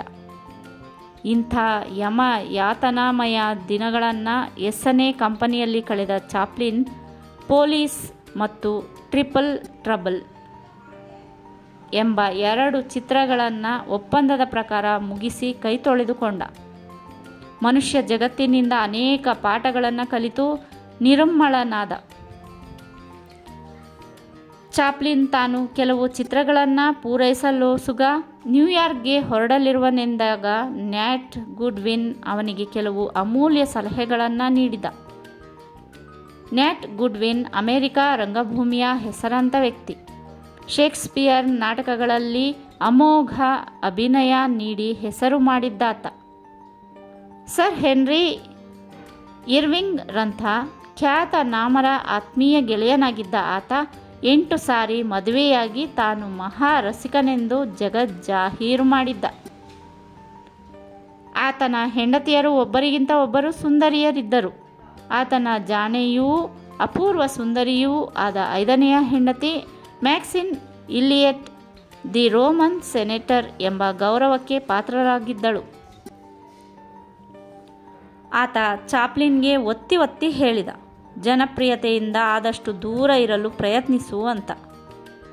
ಈ ವಯಸ್ಸಿಗೆ ಸಾಕಷ್ಟು ಹೆಸರು ಗಳಿಸಿರುವುದು ಕಡಿಮೆ ಸಾಧನೆಯಲ್ಲ.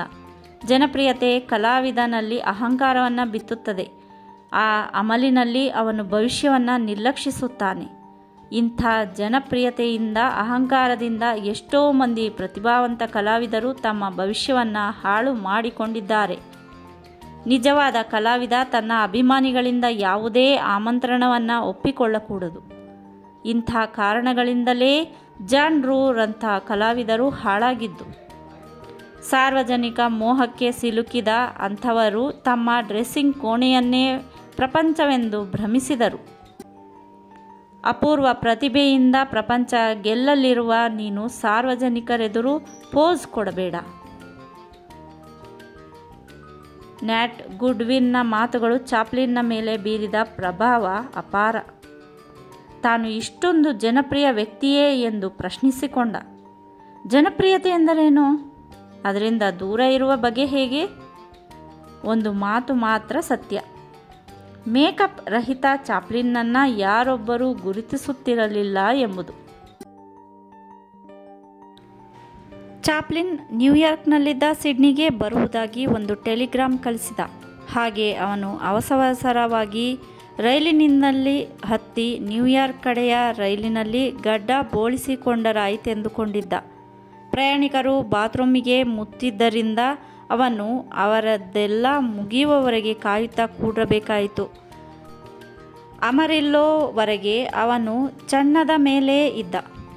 ಮೊದಲೇ ಅದು 5 ದಿನಗಳವರೆಗೆ ಪ್ರಯಾಣದ ಅವಧಿಯಲ್ಲಿ ಅವನ ಭೌತಿಕ ಸ್ವರೂಪ ಹೇಗಾಗಿರಬೇಡ. ಅಮೆರಿಲ್ಲೋ ನಿಲ್ದಾಣದಲ್ಲಿ ರೈಲು ತಂಗಿದಾಗ ಪ್ಲ್ಯಾಟ್ಫಾರ್ಮ್ ಮೇಲೆ ಜನರು ಗುಜುಗುಜು ದಟ್ಟವಾಗಿ ಶುರುವಾಯಿತು. ಎಲ್ಲರೂ ರೈಲನ್ನು ಮುತ್ತಿ ಕಿಟಕಿ ಬಾಗಿಲಲ್ಲಿ ಇಣುಕಿ ನೋಡುತ್ತಿರುವವರೇ. ಚಾಪ್ಲಿನ್ ಕುತೂಹಲದಿಂದ ಇಣುಕಿ ಮೈಲುದ್ದ ಜಮಾಯಿಸಿರುವ ಜನರನ್ನು ಕಂಡು ಯಾರೋ ಗಣ್ಯ ವ್ಯಕ್ತಿಗಾಗಿ ಅವರೆಲ್ಲ ಕಾಯುತ್ತಿರಬಹುದು ಎಂದುಕೊಂಡ.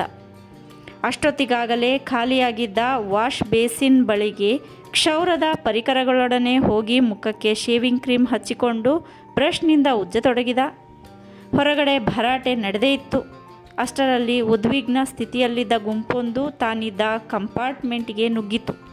ಅವರ ಪೈಕಿ ಒಬ್ಬ ಅವರೆಲ್ಲಿದ್ದಾರೆ ಎಂದು ಶೇವಿಂಗ್ ಮಾಡಿಕೊಳ್ಳುತ್ತಾ ಚಾಪ್ಲಿನ್ನನ್ನೇ ಕೇಳಿದ. ಅವರಂದರೆ ಯಾರು ಎಂದು ಕೇಳಿದ ಚಾಪ್ಲಿನ್. ಚಾರ್ಲಿ ಚಾಪ್ಲಿನ್ ಎಲ್ಲಿ ಎಂದು ಆತ ಕೇಳಿದ. ಕೂಡಲೇ ತನಗೆ ಅರಿವಿಲ್ಲದಂತೆ ಚಾಪ್ಲಿನ್ ನಾನೇ ಎಂದ. ಅಪರಿಚಿತ ಅವನ ಕಡೆ ದಿಟ್ಟಿಸಿದ. ತಾನೇ ಚಾಪ್ಲಿನ್ ಅಂತ ಬೇರೆ ಯಾವನೋ ಬೊಗಳೆ ಬಿಡುತ್ತಿದ್ದಾನೋ ಹೇಗೆ ಅಂತ. ನಂತರ ಹತ್ತಿರ ಬಂದು ಮುಖದಲ್ಲಿ ಮುಖ ಇಟ್ಟು ದೃಷ್ಟಿಸಿ ನೋಡಿ ಅವನೇ ಚಾಪ್ಲಿನ್ ಎಂದು ಖಚಿತಪಡಿಸಿಕೊಂಡೊಡನೆ ಓಹೋ ಬಂದ್ರೋ, ಚಾಪ್ಲಿನ್ ಇಲ್ಲೇ ಇದ್ದಾರೆ ಎಂದು ಕೂಗು ಹಾಕಿದ. ಅಭಿಮಾನಿಗಳು ಮುತ್ತಿದರು. ನೋಡಿ ಚಾಪ್ಲಿನ್, ನಾವೆಲ್ಲರೂ ಅಮೆರಿಲ್ಲೋ ಮೇಯರ್ ಪರವಾಗಿ ದೂರದಿಂದ ಬಂದು ನಿಮಗಾಗಿ ಕಾಯ್ತಿದ್ದೀವಿ. ದಯವಿಟ್ಟು ನಮ್ಮ ಜೊತೆ ಬಂದು ನೀವು ಚಹಾ ಕುಡಿಯಬೇಕು ಎಂದು ಅಭಿಮಾನಿ ವಿನಂತಿಸಿದ. ಅಭಿಮಾನಿಗಳ ವರ್ತನೆ ವಿಚಿತ್ರವೆನ್ನಿಸಿತು. ಅದಕ್ಕಿಂತ ವಿಚಿತ್ರ ಸಂಗತಿ ಎಂದರೆ ತಾನೇ ರೈಲಿನಲ್ಲಿ ಪ್ರಯಾಣಿಸುತ್ತಿರುವುದು ಅವರೆಲ್ಲರಿಗೆ ತಿಳಿದ ಬಗೆ ಹೇಗೆ ಎಂಬುದು. ನನಗಿದೆಯಲ್ಲ ಇಷ್ಟ ಆಗಲ್ವಲ್ಲ ಎಂದು ಶೇವಿಂಗ್ ಮಾಡಿಕೊಳ್ಳುತ್ತಲೇ ಚಾಪ್ಲಿನ್ ಅವರು ಮನವಿಯನ್ನು ತಳ್ಳಿಹಾಕಿದ. ಆದರೆ ಅವರೆಲ್ಲ ಆತನ ಬಡ ಪೆಟ್ಟಿಗೆ ಮಾತಿಗೆ ಬಗ್ಗಲು ತಯಾರಿರಲಿಲ್ಲ. ನಿಮಗೆ ಇಷ್ಟ ಇದೆಯೋ ಇಲ್ವೋ ಅದೆಲ್ಲ ನಮಗೆ ಬೇಕಿಲ್ಲ. ಚಾರ್ಲಿ, ಕೂಡಲೇ ಗೌನ್ ಹಾಕ್ಕೊಂಡು ನಮ್ಮ ಸಂಗಡ ಹೊರಡು ಅಷ್ಟೇ. ನಿಮ್ಮನ್ನು ನೋಡಬೇಕಂತ ಸಾವಿರಾರು ಜನ ಕಾಯ್ತಿದ್ದಾರೆ ಎಂದು ಅವರಲ್ಲೊಬ್ಬ ಅವಸರಿಸಿದ. ಬರ್ತೀಯೋ ಇಲ್ಲ ಹೊತ್ಕೊಂಡು ಹೋಗ್ಲೋ ಎಂಬ ದರ್ಪ ಇತ್ತು ಅವನ ದನಿಯಲ್ಲಿ. ಆ ಮಾತಿನಿಂದ ಗಾಬರಿಯಾದ ಚಾಪ್ಲಿನ್ ಕೈಗೆಟುಕಿದ ಶರ್ಟನ್ನು ತೊಟ್ಟುಕೊಂಡ. ಗುಂಡಿಗಳನ್ನು ಹಾಕಿಕೊಳ್ಳುತ್ತಲೇ ನಡೆದ. ಹೊರಗಡೆ ತನ್ನ ಅಭಿಮಾನಿಗಳ ಮಹಾಪೂರವೇ ನೆರೆದಿರುವುದು ಕಂಡು ಸಂತೋಷಪಟ್ಟ. ಅಲ್ಲೇ ಪುಟ್ಟ ಸಮಾರಂಭ ಏರ್ಪಡಿಸಲಾಗಿತ್ತು. ಮೇಯರ್ ಚಾರ್ಲಿ ಚಾಪ್ಲಿನ್ ಅಮೆರಿಲ್ಲೋ ಅಭಿಮಾನಿಗಳ ಪರವಾಗಿ ಎಂದು ಭಾವಪರವಶನಾಗಿ ಕೂಗುತ್ತಲೇ ಇದ್ದ. ಅದನ್ನು ಕೇಳಿದೊಡನೆ ಅಭಿಮಾನಿಗಳ ಮಹಾಪುರ ನುಗ್ಗಿ ಬಂತು. ಅಷ್ಟರಲ್ಲಿ ಎತ್ತಲಿಂದಲೋ ದೊತ್ತನೆ ಪ್ರತ್ಯಕ್ಷರಾದ ಪೊಲೀಸರು ಅಭಿಮಾನಿಗಳ ಮೇಲೆ ಲಾಠಿ ಪ್ರಹಾರ ಮಾಡತೊಡಗಿದರು. ಸ್ವಲ್ಪ ಹೊತ್ತಿನಲ್ಲಿ ಅಭಿಮಾನಿಗಳ ಉದ್ವಿಗ್ನತೆ ಹತೋಟಿಗೆ ಬಂತು. ಚಾಪ್ಲಿನ್ನನ್ನು ಮೇಯರ್ ಪುಟ್ಟ ವೇದಿಕೆಗೆ ಕರೆತಂದು ಪುಷ್ಪಗುಚ್ಛ ನೀಡಿ ಗೌರವಿಸಿದ. ಬಲವಂತದಿಂದ ಲಘು ಉಪಹಾರ ಕುಡಿಯಲು ಕೋಕಾ ಕೋಲಾ ನೀಡಿದರು. ನಂತರ ಅಭಿಮಾನಿಗಳನ್ನು ಉದ್ದೇಶಿಸಿ 4 ಮಾತನಾಡುವಂತೆ ಮೇಯರ್ ಚಾಪ್ಲಿನ್ನನ್ನು ಕೇಳಿಕೊಂಡ. ಚಾಪ್ಲಿನ್ ಅಭಿಮಾನಿಗಳಿಗೆ ಕೃತಜ್ಞತೆಗಳನ್ನು ಅರ್ಪಿಸಿ ಮೇಯರ್ ಪಕ್ಕ ಕೂತ್ಕೊಂಡ. ಅವನನ್ನು ಕಾಡುತ್ತಿದ್ದ ಯಕ್ಷ ಪ್ರಶ್ನೆ ಎಂದರೆ ತಾನು ಬರುತ್ತಿರುವುದು ಇವರಿಗೆ ತಿಳಿದ ಬಗ್ಗೆ ಹೇಗೆ? ಅದಕ್ಕೆ ಮೇಯರ್ ಮುಗುಳ್ನಕ್ಕು, ನಾವೆಲ್ಲರೂ ಟೆಲಿಗ್ರಾಫ್ ಅಧಿಕಾರಿಗಳಿಗೆ ಕೃತಜ್ಞರಾಗಿರಬೇಕು ಎಂದು ಹೇಳಿದ. ಚಾಪ್ಲಿನ್ ಸಿಡ್ನಿಗೆ ಕೊಟ್ಟ ಟೆಲಿಗ್ರಾಮ್ ವಿವರವನ್ನು ನೋಡಿ ಟೆಲಿಗ್ರಾಫ್ ಅಧಿಕಾರಿಗಳು ಕೂಡಲೇ ಅಮೆರಿಲ್ಲೋ, ಚಿಕಾಗೋ, ಕೆನಾಸ್ ಮುಂತಾದ ಕಡೆಯಲ್ಲೆಲ್ಲ ಸುದ್ದಿ ರವಾನಿಸಿಬಿಟ್ಟಿದ್ದರು. ಇದರಿಂದ ಚಾಪ್ಲಿನ್ಗೆ ಏನೊಂದು ತೋಚಲಿಲ್ಲ. ಮುಂದಿನ ರೈಲ್ವೆ ನಿಲ್ದಾಣದಲ್ಲಿ ಇದೇ ಅನುಭವ ಪುನರಾವರ್ತನೆಗೊಂಡಿತು. ಪ್ರತಿ ನಿಲ್ದಾಣಗಳಲ್ಲಿ ಅವನು ಅಭಿಮಾನಿಗಳನ್ನು ಉದ್ದೇಶಿಸಿ ಭಾಷಣ ಮಾಡಬೇಕಾಗಿ ಬಂತು. ಬೇರೆ ಮಾರ್ಗದ ಮೂಲಕ ನ್ಯೂಯಾರ್ಕ್ ತಲುಪಿ ಕಾನೂನು ಸುವ್ಯವಸ್ಥೆಗೆ ಸಹಕರಿಸುವಂತೆ ನ್ಯೂಯಾರ್ಕ್ನ ಪೊಲೀಸ್ ವರಿಷ್ಠಾಧಿಕಾರಿಯು ಟೆಲಿಗ್ರಾಮ್ ಮೂಲಕ ಚಿಕಾಗೋದಲ್ಲಿದ್ದ ಚಾಪ್ಲಿನ್ಗೆ ಮನವಿ ಮಾಡಿಕೊಂಡ. ಚಾಪ್ಲಿನ್ ಅದರಂತೆ ನಡೆದುಕೊಂಡ. ರೈಲ್ವೆ ನಿಲ್ದಾಣದಲ್ಲಿ ಕಾದು ಕಾದು ಬೇಸತ್ತು ವಾಪಸ್ಸಾದ ಸಿಡ್ನಿ, ಅಲ್ವೋ ನೀನು ಹೀಗೆ ಮಾಡೋದೇನೋ ಎಂದು ಬೇಸರ ವ್ಯಕ್ತಪಡಿಸಿದ. ನಗರದ ಪ್ರತಿಯೊಂದು ನಿಯತಕಾಲಿಕೆಗಳು ಚಾಪ್ಲಿನ್ನ ಆಗಮನದ ಸುದ್ದಿಯನ್ನು ಕಳೆದ 5-6 ದಿನಗಳಿಂದ ಬಿತ್ತರಿಸುತ್ತಿದ್ದವಂತೆ. ಸಿಡ್ನಿ ಮ್ಯೂಚುವಲ್ ಫಿಲ್ಮ್ ಕಾರ್ಪೊರೇಷನ್ ಜೊತೆ ತಮ್ಮ ಚಾಪ್ಲಿನ್ ಪರವಾಗಿ ಚರ್ಚಿಸಿ ಒಂದು ನಿರ್ಧಾರಕ್ಕೆ ಬಂದಿದ್ದ. ವಾರಕ್ಕೆ $1,00,000 ಒಟ್ಟು $6.25 ಲಕ್ಷ ಸಂಭಾವನೆಯನ್ನು ನಿಗದಿಪಡಿಸಿದ್ದ. ಒಪ್ಪಂದಕ್ಕೆ ಸಹಿ ಹಾಕುವಾಗ $1.5 ಲಕ್ಷ ಬೋನಸ್ ರೂಪದಲ್ಲಿ ಎಲ್ಲ ವ್ಯವಹಾರ ನ್ಯಾಯವಾದಿಯೊಬ್ಬನ ಸಮಕ್ಷಮದಲ್ಲಿ ನಡೆಯಿತು. ಚಾಪ್ಲಿನ್ ಅಷ್ಟು ಮೊತ್ತದ ಚೆಕ್ ಸ್ವೀಕರಿಸುತ್ತಿರುವ ಚಿತ್ರವನ್ನು ಎಲ್ಲ ಪತ್ರಿಕೆಗಳು ಮುಖಪುಟದಲ್ಲಿ ಪ್ರಕಟಿಸಿದವು.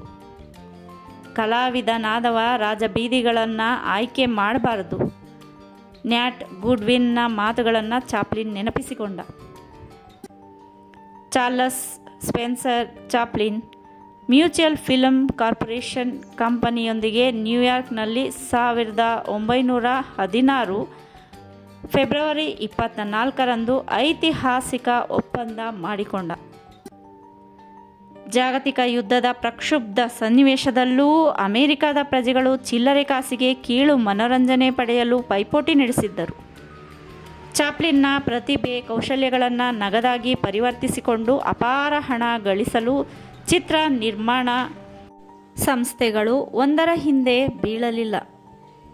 ಅಮೆರಿಕದ ಮಧ್ಯಮ ಮತ್ತು ತೃತೀಯ ಮಾನವ ಜಗತ್ತಿನ ಕಣ್ಮಣಿಯಾಗಿ ರೂಪುಗೊಂಡಿದ್ದ ಚಾಪ್ಲಿನ್ ಚಿನ್ನದ ಮೊಟ್ಟೆ ಇಡುವ ಕೋಳಿ ಎಂದೇ ಮ್ಯೂಚುವಲ್ ಕಂಪನಿ ಆ ನಟನಿಗೆ ಅಪಾರ ಮೊತ್ತದ ಸಂಭಾವನೆ ನಿಗದಿಪಡಿಸಿದ್ದು. ತನ್ನ ಬಾಲ್ಯದ ಕಹಿ ನೆನಪುಗಳ ಮೇಲೆ ಸೇಡು ತೀರಿಸಿಕೊಳ್ಳಲೆಂದೇ ಚಾಪ್ಲಿನ್ ಹಣದ ಕಡೆ ತನ್ನ 2 ಕಣ್ಣುಗಳನ್ನು ನಿಗಾ ಇರಿಸಿದ್ದ. ತನಗೆ ತಾನೇ ಹೆಮ್ಮೆಯಿಂದ ಬೀಗುತ್ತಿದ್ದ. ತನ್ನವರೆಂಬುದಾಗಲಿ ಆತ್ಮೀಯರಾಗಲಿ ಯಾರೊಬ್ಬರೂ ಇಲ್ಲದ ರಾಜಬೀದಿ ತನ್ನ ಪಾಲಿನ ಮರುಭೂಮಿಯೇ ಎಂದು ಭಾವಿಸಿದ ಚಾಪ್ಲಿನ್. ತಾನು ಮಾತ್ರ ಎಲ್ಲರಿಗೆ ಗೊತ್ತು, ಆದರೆ ಯಾರೊಬ್ಬರೂ ತನಗೆ ಗೊತ್ತಿಲ್ಲ. ನ್ಯೂಯಾರ್ಕ್, ಲಂಡನ್ಗಳಲ್ಲದೆ ವಿಶ್ವದ ಮತ್ತಾವ ನಗರಗಳಲ್ಲೂ ಇದು ಇಷ್ಟೊಂದು ವಿಚಿತ್ರ. ಕೋಟಿ ಕೋಟಿ ಜನರ ನಡುವೆ ಇದ್ದೂ ತಾನು ಏಕಾಕಿ. ನಿರ್ಮಾನುಷತ್ವ ಪ್ರತಿಕ್ಷಣ ಕುಟುಕುತ್ತಲೇ ಇದೆ. ಇಂಥ ವಿಚಿತ್ರ ನೋವಿನ ಗಳಿಗೆಯಲ್ಲಿ ಅವನ ನೆನಪಿನ ಕೋಶದಿಂದ ಒಡಮೂಡಿ ಹೆಟ್ಟಿಕೆಲ್ಲಿ ಚಾಪ್ಲಿನ್ಗೆ ನೆನಪಾಗುತ್ತಾಳೆ. ಆಕೆಯ ಮುಗ್ಧ ಹಾಗೂ ಸುಂದರ ಮುಖದಲ್ಲಿ ತಾಯ್ತನದ ಕಳೆ ಇದೆ. ನೋಟ ಮಾತ್ರದಿಂದ ಗಾಯಗಳನ್ನು ಗುಣಪಡಿಸುವ ಮಾಂತ್ರಿಕ ಶಕ್ತಿ ಆಕೆಯ ಬೊಗಸೆಗಂಗಳಿಗಿದೆ. ತಾನು ಒಂದೊಂದು ಕಿಲುಬು ಗಾಸಿಗೂ ಬಾಯಿ ಬಿಡುತ್ತಿದ್ದಾಗ ಆಕೆಯ ಹತ್ತಿರದಲ್ಲಿದ್ದಳು. ಈಗ ಲಕ್ಷಗಳು ಆಕೆಯ ಅನುಪಸ್ಥಿತಿಯಲ್ಲಿ ತನ್ನ ಸುತ್ತ ಸುಳಿದಾಡುತ್ತಿವೆ. ಹಣದ ಮೇಲೆ ವಿರಾಜಮಾನನಾಗಿರುವ ತನ್ನಂಥ ಬಡವ ನಿರ್ಗತಿಕ ಯಾರಾದರೂ ಇರುವರೇ ಈ ಜಗತ್ತಿನಲ್ಲಿ? ಹೌದು, ಹೆಟ್ಟಿಕೆಯಲ್ಲಿ ಚಾಪ್ಲಿನ್ಗೆ ಗಾಢವಾಗಿ ನೆನಪಾದಳು. ತನ್ನನ್ನು ಅಭಿನಂದಿಸಿ ಒಂದಾದರೂ ಪತ್ರ ಬರೆಯದ ಆಕೆ ಎಂಥ ಕಠಿಣ ಹೃದಯಿ! ಆಕೆಯ ನ್ಯೂಯಾರ್ಕ್ ವಿಳಾಸ 5th ಅವೆನ್ಯೂ 834 ನಂಬರಿನ ನಿವಾಸ ನೆನಪಿನಿಂದ ಹಕ್ಕಿ ತೆಗೆದ. ನೀಟಾಗಿ ಡ್ರೆಸ್ ಮಾಡಿಕೊಂಡು ರಾಜಗಾಂಭೀರ್ಯದಿಂದ ಹೊರಟ. ಆ ಮನೆಯನ್ನು ಪತ್ತೆ ಹಚ್ಚುವಲ್ಲಿ ಯಶಸ್ವಿಯಾದ. ಸರಸರ ಕಾಂಪೌಂಡ್ ಪ್ರವೇಶಿಸಿದ. ಅತ್ಯುತ್ಸಾಹದಿಂದ ಕಾಲಿಂಗ್ ಬೆಲ್ ಕಡೆ ಕೈ ಎತ್ತಿದ. ಆದರೆ ಒತ್ತುವ ಧೈರ್ಯ ಬರಲಿಲ್ಲ. ಕರೆಗಂಟೆ ಕೇಳುವ ಪರಿಯ, ಒಳಗಿದ್ದವರು ಬಂದು ಬಾಗಿಲು ತೆಗೆಯುವ ಪರಿಯ. Hello, what do you want ಎಂದು ಕೇಳುವ ಪರಿಯ. ಅಕಸ್ಮಾತ್ ಹೆಟ್ಟಿಯೇ ಪ್ರತ್ಯಕ್ಷವಾದರೆ ಯಾವ ಮಾತಿನಿಂದ ಆಕೆಯನ್ನು ತಾನು ಮಾತನಾಡಿಸುವುದು? ಕಾಲಿಂಗ್ ಬೆಲ್ ಒತ್ತುವ ಧೈರ್ಯ ತಾನು ಎಷ್ಟು ಪ್ರಯತ್ನಿಸಿದರೂ ಬಾರಲೇ ಇಲ್ಲ. ಒಳಗಿದ್ದವರು ಹೊರಗ ಬಾರದಿರುವವರೇ. ಮುಚ್ಚಿರುವ ಬಾಗಿಲು ತೆರೆಯದಿರುವುದೇ? ಅವನು ಲಘುಬಗೆಯಿಂದ ಕಾಂಪೌಂಡ್ ದಾಟಿದ. ಮನೆ ಎದುರುಗಡೆ ರಸ್ತೆಯ ಆ ಪಕ್ಕದಲ್ಲಿದ್ದ ಗುಲ್ಮೊಹರ್ ಮರಕ್ಕಾತು ನಿಂತುಕೊಂಡ. ತನ್ನೆರಡು ಕಣ್ಣುಗಳನ್ನು ಮನೆಯ ಮುಚ್ಚಿದ ಬಾಗಿಲ ಕಡೆ ನೆಟ್ಟ. ಹಾಗೆ ತಾನು ನಿಂತು 1.5 ಗಂಟೆ ಕಾದೇ ಕಾದ. ಆದರೆ ಆ ಮನೆಯ ಬಾಗಿಲು ತೆರೆಯಲೇ ಇಲ್ಲ. ಒಳಗಡೆ ಮನುಷ್ಯರಿಲ್ಲದೇ ಇಲ್ಲ. ಒಳಗಿರುವವರಿಗೆ ಹೊರ ಪ್ರಪಂಚದ ಅಗತ್ಯ ಇಲ್ಲದಿರಬಹುದೆಂದಾಲೋಚಿಸಿದ. 4-5 ಸಾರಿ ಬಾಗಿಲು ಬಡಿಯುವುದೆಂದು ಕಾಂಪೌಂಡ್ ಕಡೆ ಹೋಗುವುದು, ಧೈರ್ಯ ಸಾಲದೆ ಮರಳಿ ಬರುವುದು ಮಾಡಿದ. ಚಾಪ್ಲಿನ್ ತನ್ನನ್ನು ತಾನು ಮನಸ್ಸೇಚ್ಛೆ ಹಳಿದುಕೊಂಡ.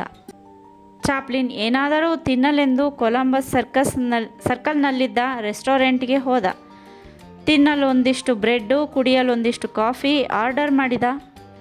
ಬೆಣ್ಣೆ ಹಾಕುವಾಗ ಮಾಣಿ ತರುಣಿ ಅವನತ್ತ ದಿಟ್ಟಿಸಿ ನೋಡಿದಳು. ಸರಸರ ಒಳ ನಡೆದು ಕಿಚನ್ ಲೋಕದ ಸುರಾಸುರರ ಕಿವಿಯಲ್ಲಿ ಪಿಸುಗುಟ್ಟಿದಳು. ಕ್ರಮೇಣ ಜನರು ಒಬ್ಬರ ಹಿಂದೆ ಒಬ್ಬರಂತೆ ತನ್ನ ಸುತ್ತ ನೆರೆಯತೊಡಗಿದರು. ಬ್ರೆಡ್ಗೆ ಬೆಣ್ಣೆ ಹಚ್ಚುತ್ತಿದ್ದ ಚಾಪ್ಲಿನ್ ಅದನ್ನು ಗಮನಿಸಿದ್ದು ನಂತರವೇ. ತಲೆ ಎತ್ತಿ ನೋಡಿ ಗಾಬರಿಗೊಂಡ. ಎಲ್ಲರೂ ತನ್ನತ್ತ ಹುಳಿ ಹುಳಿ ನೋಡುವವರೇ. ಹೊರಗಡೆಯಿಂದ ತಂಡೋಪತಂಡವಾಗಿ ಒಳ ನುಗ್ಗಿ ಬರುತ್ತಿರುವ ಜನ. ಇನ್ನೊಂದು ಸ್ವಲ್ಪ ಹೊತ್ತು ಇದ್ದ ಪಕ್ಷದಲ್ಲಿ ಇವರೆಲ್ಲ ಸೇರಿ ತನ್ನನ್ನು ಚಟ್ನಿ ಮಾಡದೆ ಇರಲಾರರು ಎಂದುಕೊಂಡ ಚಾಪ್ಲಿನ್ ಹೇಗೋ ಅವರಿಂದ ತಪ್ಪಿಸಿಕೊಂಡು ಹೊರಗೆ ಹೋಗಿ ಟ್ಯಾಕ್ಸಿ ಹಿಡಿದು ಬಚಾವಾದ. ರಾಜ ಬೀದಿಗಳಲ್ಲಿ ಕಲಾವಿದನನ್ನು ದಾರಿ ತಪ್ಪಿಸುತ್ತವೆ. ನ್ಯಾಟ್ ಗುಡ್ವಿನ್ನ ಮಾತು ಮತ್ತೆ ಮತ್ತೆ ನೆನಪಾಯಿತು ಚಾಪ್ಲಿನ್ಗೆ. ಈ ಘಟನೆಯಿಂದ ಅವನು ಪುಲಕಿತಗೊಂಡ, ಜೊತೆಗೆ ಮಂಕೂ ಕವಿಯಿತು. ಚಾಪ್ಲಿನ್ ಅಷ್ಟು ಮೊತ್ತ ಪಡೆಯುವ ಮೊದಲು ಇನ್ಶೂರೆನ್ಸ್ ಮಾಡಿಸಿದ್ದನಷ್ಟೇ. ಇನ್ಶೂರೆನ್ಸ್ ಕಂಪನಿಯ ಡಾಕ್ಟರುಗಳು ಅವನ ದೇಹದಾಢ್ಯವನ್ನು ಪರೀಕ್ಷಿಸಿ ತೃಪ್ತಿಪಟ್ಟರು. ಕೆಲ ದಿನಗಳ ನಂತರ ಸಿಡ್ನಿ ಬಂದು, ನಿಂಗೆ ಇನ್ಶೂರೆನ್ಸ್ ಪಾಸಾಯಿತು, ಮುಂದಿನ ವ್ಯವಹಾರದ ಬಗ್ಗೆ ನೀನಿನ್ನು ಚಿಂತಿಸಬೇಕಿಲ್ಲ ಎಂದು ಹೇಳಿದ. ಕೆಲವು ದಿನಗಳಲ್ಲಿ ಮ್ಯೂಚುಯಲ್ ಕಂಪನಿ ಕೊಡಬೇಕಾದುದನ್ನೆಲ್ಲ ಕೊಟ್ಟಿತು. ಭಾರೀ ಮೊತ್ತದ ಸಂಭಾವನೆ ಪಡೆದ ಸುಖಕ್ಕಿಂತ ಆ ಐತಿಹಾಸಿಕ ಘಟನೆಯನ್ನು ಚಿತ್ರ ಸಹಿತ ವರದಿ ಮಾಡಿದ ಪತ್ರಿಕೆಗಳನ್ನು ಓದುವುದೇ ದೊಡ್ಡ ಸುಖ. ಚಾಪ್ಲಿನ್ ತಾನು ನಿಜವಾದ ಹೀರೋ ಎಂದುಕೊಂಡ. ಸಮಾಧಾನದ ಉಸಿರು ಬಿಟ್ಟ. ಯಾರ ಬದುಕಿನಲ್ಲೂ ಸಂಭವಿಸಲಾರದ ಘಟನೆಗಳು ತನ್ನ ಬದುಕಿನುದ್ದಕ್ಕೂ ಪುನರಾವರ್ತನೆಗೊಳ್ಳುತ್ತಿವೆ. ತಾನಿನ್ನು ಮುಂದೆ ಹೆಜ್ಜೆಗಳನ್ನು ಎಣಿಸದೆ ನಿರ್ವಿರಾಮರಾಗಿ ಮುಂದುವರಿಯಬೇಕು. ಚಾಪ್ಲಿನ್ ಮತ್ತೊಂದು ಸಮಾಧಾನದ ಉಸಿರು ಬಿಟ್ಟ. ಅದರ ತಂಪನೆಯ ಅನುಭವದಲ್ಲಿ ಮೈಮರೆತ. ಪ್ರಪಂಚವನ್ನು ದೂರವಿರಿಸಲು ಚಾಪ್ಲಿನ್ ಪ್ರಯತ್ನಿಸಿದಷ್ಟೂ ಅದು ಅವನಿಗೆ ಹತ್ತಿರವಾಗತೊಡಗಿತು. ಅವನ ಬಳಿ ಏನು ತಾನೇ ಇರಲಿಲ್ಲ, ಎಲ್ಲ ಇತ್ತು. ಅದ್ವಿತೀಯ ಯೌವನ ಅವನ ದೇಹದಲ್ಲಿ ಬೋರ್ಗರೆಯುತ್ತಿತ್ತು. ಚೆಲುವೆ ಹೆಲ್ಲಿಕಟ್ಟಿ ತನ್ನ ಸಂಗಾತಿಯಾಗಿದ್ದರೆ ನೋವು ಅನುಭವಿಸುವ ಅಗತ್ಯವಿರಲಿಲ್ಲ. ಮಹಾಸಾಗರದ ನಡುವೆ ಅಪಾರ ದಾಹದಿಂದ ನರಳುತ್ತಿರುವ ಪಯಣಿಗ ತಾನಾಗಿದ್ದ. ಅಪಾರ ಜನಸ್ತೋಮದಲ್ಲಿ ತಾನು ಗುರುತಿಸುವಂತಹ ಯಾರೊಬ್ಬರೂ ಇರಲಿಲ್ಲ.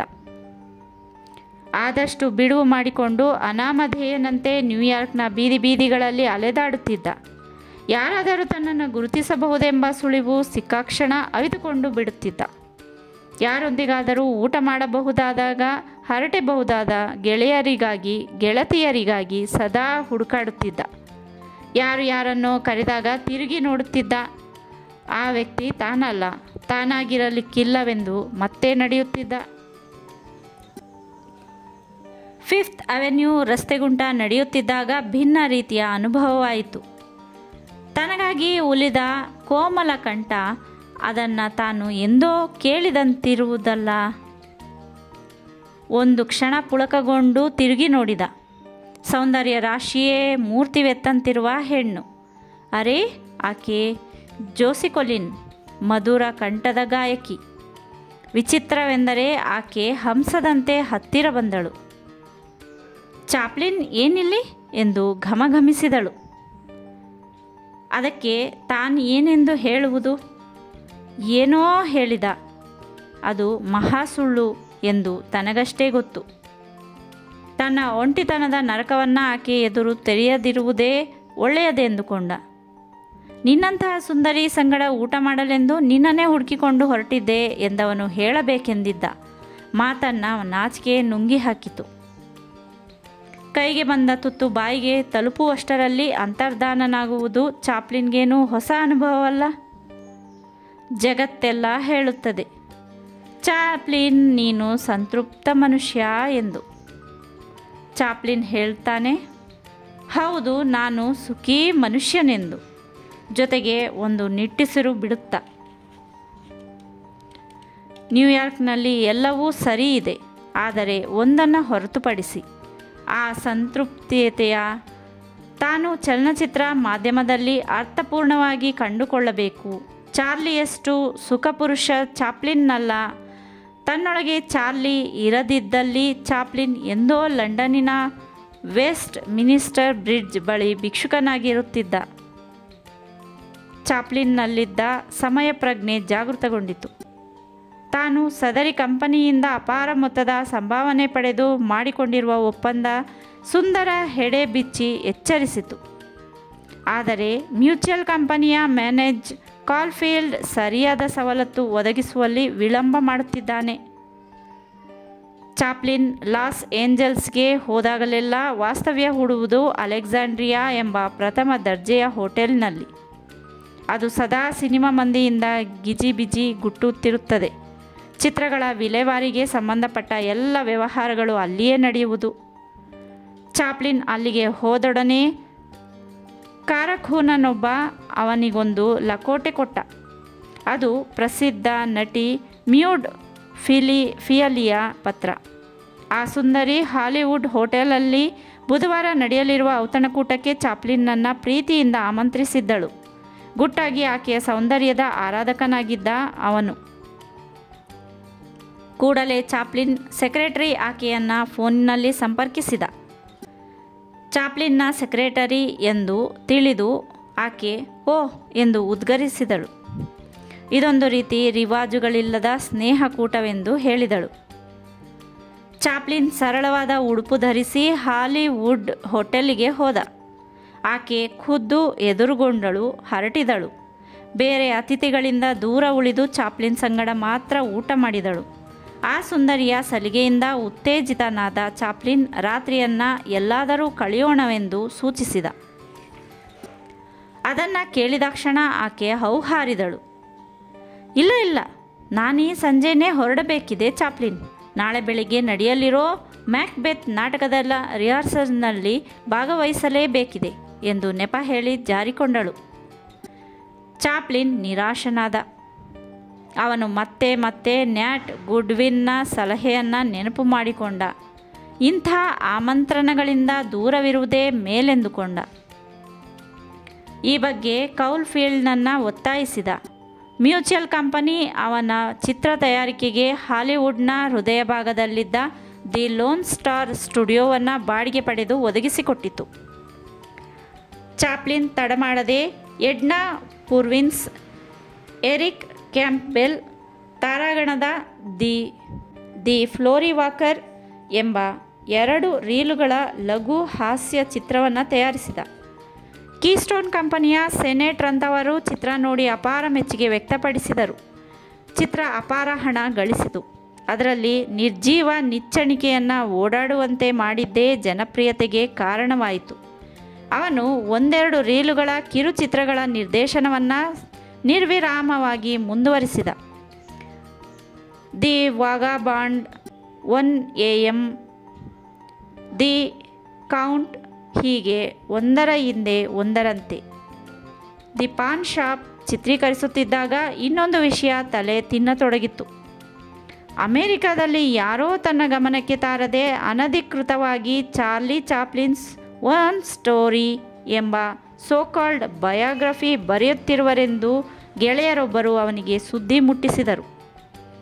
ನಡುವೆ ಅವನು ಅದು ಪ್ರಕಟವಾಗದಂತೆ ತಡೆಯಬೇಕೆಂದು ಕೋರ್ಟ್ನಲ್ಲಿ ಮನವಿ ಸಲ್ಲಿಸಿದ. ಅವನು ಬಿಯಾಂಡ್ ಸ್ಕ್ರೀನ್ ಮುಗಿಸಿ ದಿ ರಿಂಗ್ ಚಿತ್ರವನ್ನು ಕೈಗೆತ್ತಿಕೊಂಡಾಗ ಕೋರ್ಟ್ ಅವನ ಮನವಿಯನ್ನು ಪುರಸ್ಕರಿಸಿ ಆ ಬಯೋಗ್ರಫಿ ಪ್ರಕಟವಾಗದಂತೆ ತಡೆಯಾಜ್ಞೆ ನೀಡಿತು. ಎಡ್ನಾ ಮತ್ತು ಕ್ಯಾಂಪ್ಬೆಲ್ ಚಾಪ್ಲಿನ್ ಜೊತೆ ಅದ್ಭುತ ಅಭಿನಯ ನೀಡಿ ಆ ಚಿತ್ರದ ಯಶಸ್ಸಿಗೆ ಕಾರಣರಾದರು. ಆ ಹುರುಪಿನಲ್ಲಿ ಅವನು Easy Street, the Cure, the Immigrant, the Adventurer ಸೇರಿದಂತೆ 12 ಹ್ರಸ್ವ ದಾಟಿಯ ಹಾಸ್ಯ ಪ್ರಾಸನಗಳನ್ನು ಕೇವಲ 16 ತಿಂಗಳಿನಲ್ಲಿ ಮ್ಯೂಚುಯಲ್ ಕಂಪನಿಗೆ ಚಿತ್ರಿಸಿಕೊಟ್ಟು ಋಣಮುಕ್ತನಾದ. ಅವನ ಚಾರ್ಲಿ ಪಾತ್ರ ಜನಕೋಟಿಯನ್ನು ಎಷ್ಟರ ಮಟ್ಟಿಗೆ ಹುಚ್ಚೆಬ್ಬಿಸಿತೆಂದರೆ ಹಲವಾರು ನಟರು ಆ ಪಾತ್ರದಲ್ಲಿ ಕಾಣಿಸಿಕೊಂಡು ಪ್ರೇಕ್ಷಕರಿಗೆ ಮಂಕುಬೂದಿ ಎರಚುವಲ್ಲಿ ಯಶಸ್ವಿಯಾಗಿದ್ದರು. ಚಾರ್ಲಿ ಪಾತ್ರದ ಕಟ್ಟಾಭಿಮಾನಿಗಳಾಗಿದ್ದ ಪ್ರೇಕ್ಷಕರಿಗೆ ಚಾರ್ಲಿ ಪಾತ್ರದ ಅಸಲಿ ನಕಲಿ ಗೊತ್ತಾಗುತ್ತಲೇ ಇರಲಿಲ್ಲ. ಚಾಪ್ಲಿನ್ ಜೊತೆ ಒಪ್ಪಂದ ಮಾಡಿಕೊಂಡಿರುತ್ತಿದ್ದ ಫಿಲ್ಮ್ ಕಂಪನಿಗಳೂ ಕಂಗಾಲಾದವು. ಆದರೆ ನಕಲಿ ನಟರ ಕಳ್ಳಾಟ ಎಷ್ಟು ದಿನ ಮುಂದುವರಿಯಲು ಸಾಧ್ಯ? ಪ್ಯಾರಿಸ್ ಮುಂತಾದ ಹಲವು ಕಡೆ ನಕಲಿ ಚಾರ್ಲಿಗಳನ್ನು ಬಂಧಿಸುವಲ್ಲಿ ಪೊಲೀಸರು ಯಶಸ್ವಿಯಾದರು. ಚಾಪ್ಲಿನ್ ಜೊತೆ ಕಾರ್ನೋ ಕಂಪನಿಯಲ್ಲಿ ಕೆಲಸ ಮಾಡುತ್ತಿದ್ದ ಬಿಲ್ಲಿ ವೆಸ್ಟ್, ಸ್ಟಿಯಾನ್ ಜಾಫರ್ಸನ್ ರಂಥ ನಕಲಿ ಚಾರ್ಲಿಗಳು ಚಿತ್ರ ವಿತರಕರ ಆಂಥೋನಿ ಬೊನಾನ್ಜ್ನ ದೂರಿನ ಮೇರೆಗೆ ಪೊಲೀಸ್ ಅತಿಥಿಗಳಾಗಿ ಸೆರೆಮನೆ ಸೇರಿದರು. ಇಂಥ ಘಟನೆಗಳಿಂದ ಚಾಪ್ಲಿನ್ ಚಾರ್ಲಿ ಪಾತ್ರವನ್ನು, ಅದರ ಜನಪ್ರಿಯತೆಯನ್ನು ಮನಸಾರೆ ಅಭಿನಂದಿಸಿದನೇ ಹೊರತು ಬೇಸರಪಟ್ಟುಕೊಳ್ಳಲಿಲ್ಲ. ಮ್ಯೂಚುಯಲ್ ಕಂಪನಿಗೆ ಒಳ್ಳೆಯ ಯಶಸ್ವಿ ಚಿತ್ರಗಳನ್ನು ನಿರ್ದೇಶಿಸಿ ಕೊಟ್ಟ ತೃಪ್ತಿಯ ಮುಂದೆ ಉಳಿದದ್ದೆಲ್ಲ ಗೌಣವೆನ್ನಿಸಿತು. ತನ್ನ ನಿರ್ದೇಶನದ ಪ್ರತಿಯೊಂದು ಚಿತ್ರ ಕಂಪನಿಗೆ ಹಣದ ಹೊಳೆ ಹರಿಸಿತು. ತನ್ನೊಂದಿಗೆ ಒಪ್ಪಂದ ಮಾಡಿಕೊಂಡ ಬಗ್ಗೆ ಕಂಪನಿಯ ಸಾರ್ಥಕ ಅನುಭವಿಸಿತು. 16 ತಿಂಗಳ ಒಪ್ಪಂದವನ್ನು ಪೂರೈಸಿದ 27 ವರ್ಷದ ಚಾಪ್ಲಿನ್ ಸಂಬಂಧ ಹಳಸುವ ಮುನ್ನ ಜಾಗ ಖಾಲಿ ಮಾಡಬೇಕೆಂದು ನಿರ್ಧರಿಸಿದ. ಪ್ರತಿ ವಾರ $10,000 ಪಡೆಯುತ್ತಿದ್ದ ಅವನು ಅಮೆರಿಕದ ಆಗರ್ಭ ಶ್ರೀಮಂತರ ಪಟ್ಟಿಯಲ್ಲಿ ಸೇರಿದ್ದ. ತನ್ನದೇ ಆದ ಒಂದು ಅದ್ಭುತ ಪ್ರಪಂಚವನ್ನು ಸೃಷ್ಟಿಸಿದ. ಆ ಪ್ರಪಂಚದಲ್ಲಿ ವಿಹರಿಸುವ ಒಂಟಿ ಸಲಗವಾಗಿದ್ದ. ಅದೇ ಹೊತ್ತಿಗೆ ಫಸ್ಟ್ ನ್ಯಾಷನಲ್ ಕಂಪನಿ ಚಾಪ್ಲಿನ್ಗಾಗಿ ಸಿಡ್ನಿಯನ್ನು ಸಂಪರ್ಕಿಸಿತ್ತು. 2 ರೀಲುಗಳ 8 ಕಿರು ಹಾಸ್ಯ ಪ್ರಾಸನಗಳಿಗೆ $12 ಲಕ್ಷ ಕೊಡಲು ಅದು ಮುಂದೆ ಬಂದಿತ್ತು. ಅದನ್ನು ಸಿಡ್ನಿಯಿಂದ ಕೇಳಿ ತಿಳಿದೊಡನೆ ಚಾಪ್ಲಿನ್ಗೆ ತನ್ನ ಪ್ರೀತಿಯ ಸಂಗಾತಿ ವಯಲಿನ್ ನೆನಪಾಯಿತು. ಸ್ನಾನ ಮಾಡಿ ಸೊಂಟಕ್ಕೊಂದು ಟವಲ್ ಸುತ್ತಿಕೊಂಡು ಅದನ್ನು ನುಡಿಸತೊಡಗಿದ. ಆ ಸಹೋದರರು ತಮ್ಮ ಮಾನ ಮರೆಮಾಚಲು ಒಂದು ತುಂಡು ಬಟ್ಟೆಗಾಗಿ ತಡಕಾಡುತ್ತಿದ್ದ ತಮ್ಮ ಬಾಲ್ಯದ ದಿನಗಳನ್ನು ನೆನಪಿಸಿಕೊಂಡರು. ತಾನು ಇಷ್ಟು ಶ್ರೀಮಂತನಾಗಿದ್ದರೂ ತನ್ನ ಬಳಿ ಒಂದಾದರೂ ಕಾರು ಇಲ್ಲವಲ್ಲ. ಸರಿ. ಚಾಪ್ಲಿನ್ ಟಿಪ್ ಟಾಪ್ ಡ್ರೆಸ್ ಮಾಡಿಕೊಂಡು ಹೊರ ನಡೆದ. ಒಂದು ಶೋರೂಮ್ಗೆ ಹೋಗಿ ಕಣ್ಣು ಕುಕ್ಕಿದ ಕಾರಿನ ಮೈದಡವಿದ. ಅದು ಶ್ರೇಷ್ಠ ದರ್ಜೆಯ ಕಾರಾಗಿತ್ತು. ಅದರ ಬೆಲೆ ಕೇಳಿದ. ಅಂಗಡಿಯವ $4,900 ಎಂದ. ಇದು ನನಗೆ ಬೇಕು ಎಂದ ಚಾಪ್ಲಿನ್. ಅದನ್ನು ಕೇಳಿ ಆಶ್ಚರ್ಯದಿಂದ ಅಂಗಡಿ ಮಾಲೀಕ, ಇಂಜಿನ್ ಪರೀಕ್ಷಿಸೋದಿಲ್ವೇ ಅಂದ. ತನಗೇನು ಗೊತ್ತು ಕಾರಿನ ಜಾತಕ? ಒಂದು ತುಂಡು ಪೇಪರ್ ಮೇಲೆ ಸಹಿ ಹಾಕಿದ, ಮುಗಿಯಿತು. ಕಾರು ಕೊಂಡಿದ್ದು ತಡ ಆಗಲಿಲ್ಲ. ಅದರಲ್ಲಿ ಅವನು ಕೂತು ಡ್ರೈವ್ ಮಾಡಿಕೊಂಡು ಹೊರಟಿದ್ದು ತಡ ಆಗಲಿಲ್ಲ. ಅವನೆಂದೂ ವ್ಯವಹಾರ ಜ್ಞಾನ ನಿಪುಣನಾಗಿರಲಿಲ್ಲ. ಹಣ ಎಣಿಸಿದ ಅನುಭವ ಅವನಿಗಿರಲಿಲ್ಲ. ಅದನ್ನೆಲ್ಲ ಜಾಣ ಅಣ್ಣ ಸಿಡ್ನಿ ನೋಡಿಕೊಳ್ಳುತ್ತಿದ್ದುದರಿಂದ ಹಣ ಎಣಿಸುವ ಸಾಮಾನ್ಯ ಜ್ಞಾನದಿಂದ ತಾನು ದೂರ ಉಳಿದಿದ್ದ. ಸಿಡ್ನಿಯೇ ಅಪಾರ ಹಣವನ್ನು ಬೇರೆ ಬೇರೆ ಕಡೆ ತೊಡಗಿಸುತ್ತಿದ್ದ. ಲಾಸ್ ಏಂಜಲ್ಸ್ ಕಣಿವೆ ಪ್ರದೇಶದಲ್ಲಿ ಒಂದು ವಿಶಾಲವಾದ ಜಾಗ ಖರೀದಿಸಿದ್ದ. ಆ ಜಾಗ ಇದ್ದದ್ದು ಪ್ರತಿಷ್ಠಿತ ವಲಯದಲ್ಲಿ. ನ್ಯಾಟ್ ಗುಡ್ವಿನ್ ಕಲಾವಿದ ಜನರೊಂದಿಗೆ ಬೆರೆಯಬಾರದು, ಜನಪ್ರಿಯತೆಗಾಗಿ ಮರುಳಾಗಿ ಭವಿಷ್ಯ ಹಾಳು ಮಾಡಿಕೊಳ್ಳಬಾರದು ಎಂದು ಬುದ್ಧಿವಾದ ಹೇಳಿದ್ದೇನೋ ನಿಜ. ಅದರಂತೆ ಚಾಪ್ಲಿನ್ ತನ್ನ ಪಾಡಿಗೆ ತಾನಿರುತ್ತಿದ್ದ. ಆದರೆ ಜನ ಬಿಡಬೇಕಲ್ಲ. ಅವನನ್ನು ಹುಡುಕಿಕೊಂಡು ಅವನಿರುವಲ್ಲಿಗೆ ಬರುತ್ತಿದ್ದರು. ತನ್ನ 10-15ನೇ ವಯಸ್ಸಿನಲ್ಲಿ ತಾನು ಯಾವ ಕಲಾವಿದರನ್ನು ಆರಾಧಿಸುತ್ತಿದ್ದನೋ ಅವರೇ ಅವನನ್ನು ಹುಡುಕಿಕೊಂಡು ಬರುತ್ತಿದ್ದರು. ಕಾನ್ಸ್ಯಾನ್ಸ್ ಕೊಲಿಯರ್, ಸರ್ ಹರ್ಬರ್ಟ್ಸ್, ಪಾವೋವಾ, ಎಮರ್ಸನ್ ಇವರೊಂದೇ ಅಲ್ಲದೆ ಡಗ್ಲಾಸ್ ಫೇರ್ ಬ್ಯಾಂಕ್ಸ್ರಂಥವರು ಕೂಡ. ಚಾಪ್ಲಿನ್ ಹಾಲಿವುಡ್ನಲ್ಲಿ ಕ್ರಿಯಾಶೀಲನಾಗಿದ್ದಾಗ ನಟರೊಂದೇ ಅಲ್ಲದೆ ಕಲೆಯ ವಿವಿಧ ಪ್ರಕಾರದ ಅನೇಕ ಖ್ಯಾತನಾಮರು ಅವನಿಗೆ ಪರಿಚಯವಾದರು. ಹಾಲಿವುಡ್ ಪ್ರಪಂಚದ ಅನೇಕ ಮೂಲೆಗಳಿಂದ ಪ್ರಸಿದ್ಧ ಲೇಖಕರನ್ನು ಆಕರ್ಷಿಸತೊಡಗಿತ್ತು. Sir Gilbert Parker, William Locke, Rex Beach, Joseph Somerset, Gouverneur Morris, Ibanez, Elinor Glyn, Edith Wharton, Kathleen Norris ಹೀಗೆ ಅನೇಕ ಲೇಖಕರು ಚಿತ್ರರಂಗಕ್ಕೆ ಆಕರ್ಷಿತರಾಗಿ ಹಾಲಿವುಡ್ಗೆ ಬಂದು ಹೋಗಲಾರಂಭಿಸಿದರು. ಅವರ ಪೈಕಿ ಸಾಮರ್ಸೆಟ್ ಮಾಮ್ ಮಾತ್ರ ಸಿನಿಮಾಗಳನ್ನು ದೃಷ್ಟಿಯಲ್ಲಿಟ್ಟುಕೊಂಡು ಕತೆ ಬರೆಯುತ್ತಿರಲಿಲ್ಲ. ಚಿತ್ರ ನಿರ್ಮಾಪಕರ ಯಾವ ಆಮಿಷಕ್ಕೂ ಆತ ಬಲಿಯಾಗಿರಲಿಲ್ಲ. ಆದರೆ ಆತನ ಕತೆ ಕಾದಂಬರಿಗಳಿಗೆ ಸಾಕಷ್ಟು ಬೇಡಿಕೆ ಮಾತ್ರ ಇತ್ತು. ಮಾಮ್ ಚಾಪ್ಲಿನ್ನನ್ನು ತುಂಬ ಪ್ರೀತಿಸುತ್ತಿದ್ದ, ನಿಕಟವರ್ತಿಯಾಗಿದ್ದ. ಚಾಪ್ಲಿನ್ ಡಗ್ಲಾಸ್ ಫೇರ್ ಬ್ಯಾಂಕ್ಸ್ ಮತ್ತು ಮಾಮ್ ಕೂಡಿಯೇ ಔತಣಕೂಟದಲ್ಲಿ ಭಾಗವಹಿಸುತ್ತಿದ್ದರು. ಸಿನಿಮಾ, ಸಾಹಿತ್ಯ, ರಾಜಕೀಯ ಮುಂತಾದ ವಿಷಯಗಳನ್ನು ಕುರಿತು ಚರ್ಚಿಸುತ್ತಿದ್ದರು. ಆತ ಅವರೊಂದಿಗೆ ಚರ್ಚಿಸಿದ ಸ್ಯಾಡಿ ಥಾಮ್ಸನ್ ಮುಂದೆ ರೇನ್ ಎಂಬ ಶೀರ್ಷಿಕೆಯಡಿ ನಾಟಕವಾಡಿ ರೂಪಾಂತರಗೊಂಡಿತು. ಹೀಗೆ ಚಾಪ್ಲಿನ್ನ ಪ್ರಪಂಚ ವೈವಿಧ್ಯತೆಯಿಂದ ಕೂಡಿತ್ತು. ಸಿಡ್ನಿಯ ಮಧ್ಯವರ್ತಿಕೆಯಿಂದ ಚಾಪ್ಲಿನ್ ಲಾಸ್ ಏಂಜಲ್ಸ್ನ ಇನ್ನೊಂದು ಪ್ರಸಿದ್ಧ ಚಿತ್ರ ತಯಾರಿಕಾ ಸಂಸ್ಥೆಯಾದ ಫಸ್ಟ್ ನ್ಯಾಷನಲ್ಗೆ ಚಿತ್ರ ನಿರ್ಮಿಸಿಕೊಡಲು ಒಪ್ಪಿದ. ಅವನು ಆ ಸಂಸ್ಥೆಯಿಂದ $10 ಲಕ್ಷ ಮುಂಗಡ ಪಡೆದ. 18 ತಿಂಗಳ ಅವಧಿಯಲ್ಲಿ 8 2 ರೀಲಿನ ಹಾಸ್ಯ ಚಿತ್ರಗಳನ್ನು ನಿರ್ಮಿಸಿಕೊಡಬೇಕೆಂದು ಮಾತುಕತೆಯಾಯಿತು. ನಂತರ ಪ್ರತಿ ಚಿತ್ರಕ್ಕೂ $1.25 ಲಕ್ಷ ಗೌರವಧನ. ಕ್ರಿಸ್ತಶಕ 1917ನೇ ಇಸ್ವಿ ಸೆಪ್ಟೆಂಬರ್ ತಿಂಗಳಲ್ಲಿ ಈ ಐತಿಹಾಸಿಕ ಒಪ್ಪಂದಕ್ಕೆ ಚಾಪ್ಲಿನ್ ರುಜು ಹಾಕಿದ. ಮ್ಯೂಚುಯಲ್ ಕಂಪನಿಗಿದ್ದಂಥ ಶ್ರೀಮಂತ ಹಿನ್ನೆಲೆ ಫಸ್ಟ್ ನ್ಯಾಷನಲ್ ಕಂಪನಿಗೆ ಇರಲಿಲ್ಲ. ಅವನು ಕ್ರಿಸ್ತಶಕ 1918ರ ಜನವರಿ ತಿಂಗಳಿಂದ ಚಿತ್ರ ನಿರ್ದೇಶನ ಆರಂಭಿಸಬೇಕಿತ್ತು. ಆದರೆ ಆ ಕಂಪನಿಗೆ ಹೇಳಿಕೊಳ್ಳುವಂಥ ಸ್ಟುಡಿಯೋ ವ್ಯವಸ್ಥೆ ಇರಲಿಲ್ಲ. ತಾನೇ ಯಾಕೆ ಒಂದು ಸುಸಜ್ಜಿತ ಫಿಲ್ಮ್ ಸ್ಟುಡಿಯೋ ಕಟ್ಟಿಸಬಾರದೆಂಬ ಆಲೋಚನೆ ಚಾಪ್ಲಿನ್ಗೆ ಬಂತು. ಕೂಡಲೇ ಆ ಕೆಲಸವನ್ನು ಶುರು ಮಾಡಿದ. ಹಾಲಿವುಡ್ ಪ್ರದೇಶದಲ್ಲಿ ಅವನು ವಿಶಾಲವಾದ ಜಾಗ ಖರೀದಿಸಿದ್ದು ತಡವಾಗಲಿಲ್ಲ. 10 ವಿಶಾಲ ಕೋಣೆಗಳ ಆ ಭವ್ಯ ಕಟ್ಟಡದ ಸುತ್ತಲಿನ 5 ಎಕರೆ ಪ್ರದೇಶದಲ್ಲಿ ಲಿಂಬೆ, ಕಿತ್ತಳೆ, ಪೀಚ್ ಮೊದಲಾದ ಬಹು ಉಪಯೋಗಿ ಮರಗಳನ್ನು ನೆಡೆಸಿದ್ದು ತಡ ಆಗಲಿಲ್ಲ. ಇವೆಲ್ಲಕ್ಕಿಂತ ಮುಖ್ಯವಾಗಿ ಅವನು ಮಾಡಿದ್ದೆಂದರೆ ಅತ್ಯಾಧುನಿಕ ಯಂತ್ರೋಪಕರಣಗಳನ್ನು ಸ್ಟುಡಿಯೋ ಒಳಗೆ ಅಳವಡಿಸಿದ್ದು. ಆ ಸಮಯದಲ್ಲಿ ದೊರಕಿದ 1 ತಿಂಗಳ ವಿರಾಮ ಸಮಯವನ್ನು ಸುಂದರ ನಟಿಯೂ ಪರಮಾಪ್ತೆಯೂ ಆದ ಎಡ್ನಾ ಪೂರ್ವಿನ್ಸ್ ಜೊತೆ 2,000 ಮೈಲು ದೂರದ ಹವಾಯಿ ಎಂಬ ರಮಣೀಯ ದ್ವೀಪದಲ್ಲಿ ಕಳೆದು ಬಂದ. ಆಕೆಯನ್ನು ಮದುವೆಯಾಗಲು ಚಾಪ್ಲಿನ್ ಒಳಗೊಳಗೆ ಬಯಸುತ್ತಿದ್ದ. ಆದರೆ ಆಕೆಯ ಗಂಭೀರ ಪ್ರವೃತ್ತಿ ಅವನಿಗೆ ಇಷ್ಟವಾಗುತ್ತಿರಲಿಲ್ಲ. ಆಕೆಯೂ ಅಷ್ಟೇ ಚಾಪ್ಲಿನ್ನಲ್ಲಿ ಉತ್ಕೃಷ್ಟವಾದ ಪ್ರೀತಿಯನ್ನು ಕಾಣದಾಗಿದ್ದಳು. ಫ್ಯಾನಿವಾರ್ಡ್ ಪಾರ್ಟಿಯಲ್ಲಿ ಗಂಟು ಮುಖ ಹಾಕಿಕೊಂಡೇ ಬಂದ ಆಕೆ ಪ್ಯಾರಾಮೌಂಟ್ ಕಂಪನಿಯ ಥಾಮಸ್ ಮೇಗನ್ ಬಗ್ಗೆ ವಿಚಾರಿಸಿದಳೇ ಹೊರತು ಕಾಯುತ್ತಿದ್ದ ಚಾಪ್ಲಿನ್ ಬಗ್ಗೆ ಆಸಕ್ತಿ ತೋರಲಿಲ್ಲ. ಇದರಿಂದ ಚಾಪ್ಲಿನ್ ಸಾಕಷ್ಟು ನೋವನ್ನು ಅನುಭವಿಸಿದ. ಎಲ್ಲಿ ತಮ್ಮೀರ್ವರ ಸಂಬಂಧ ಕೆಡುವುದೋ, ದೂರ ಆಗುವೆವೋ ಎಂದು ಹೆದರುತ್ತಿದ್ದ.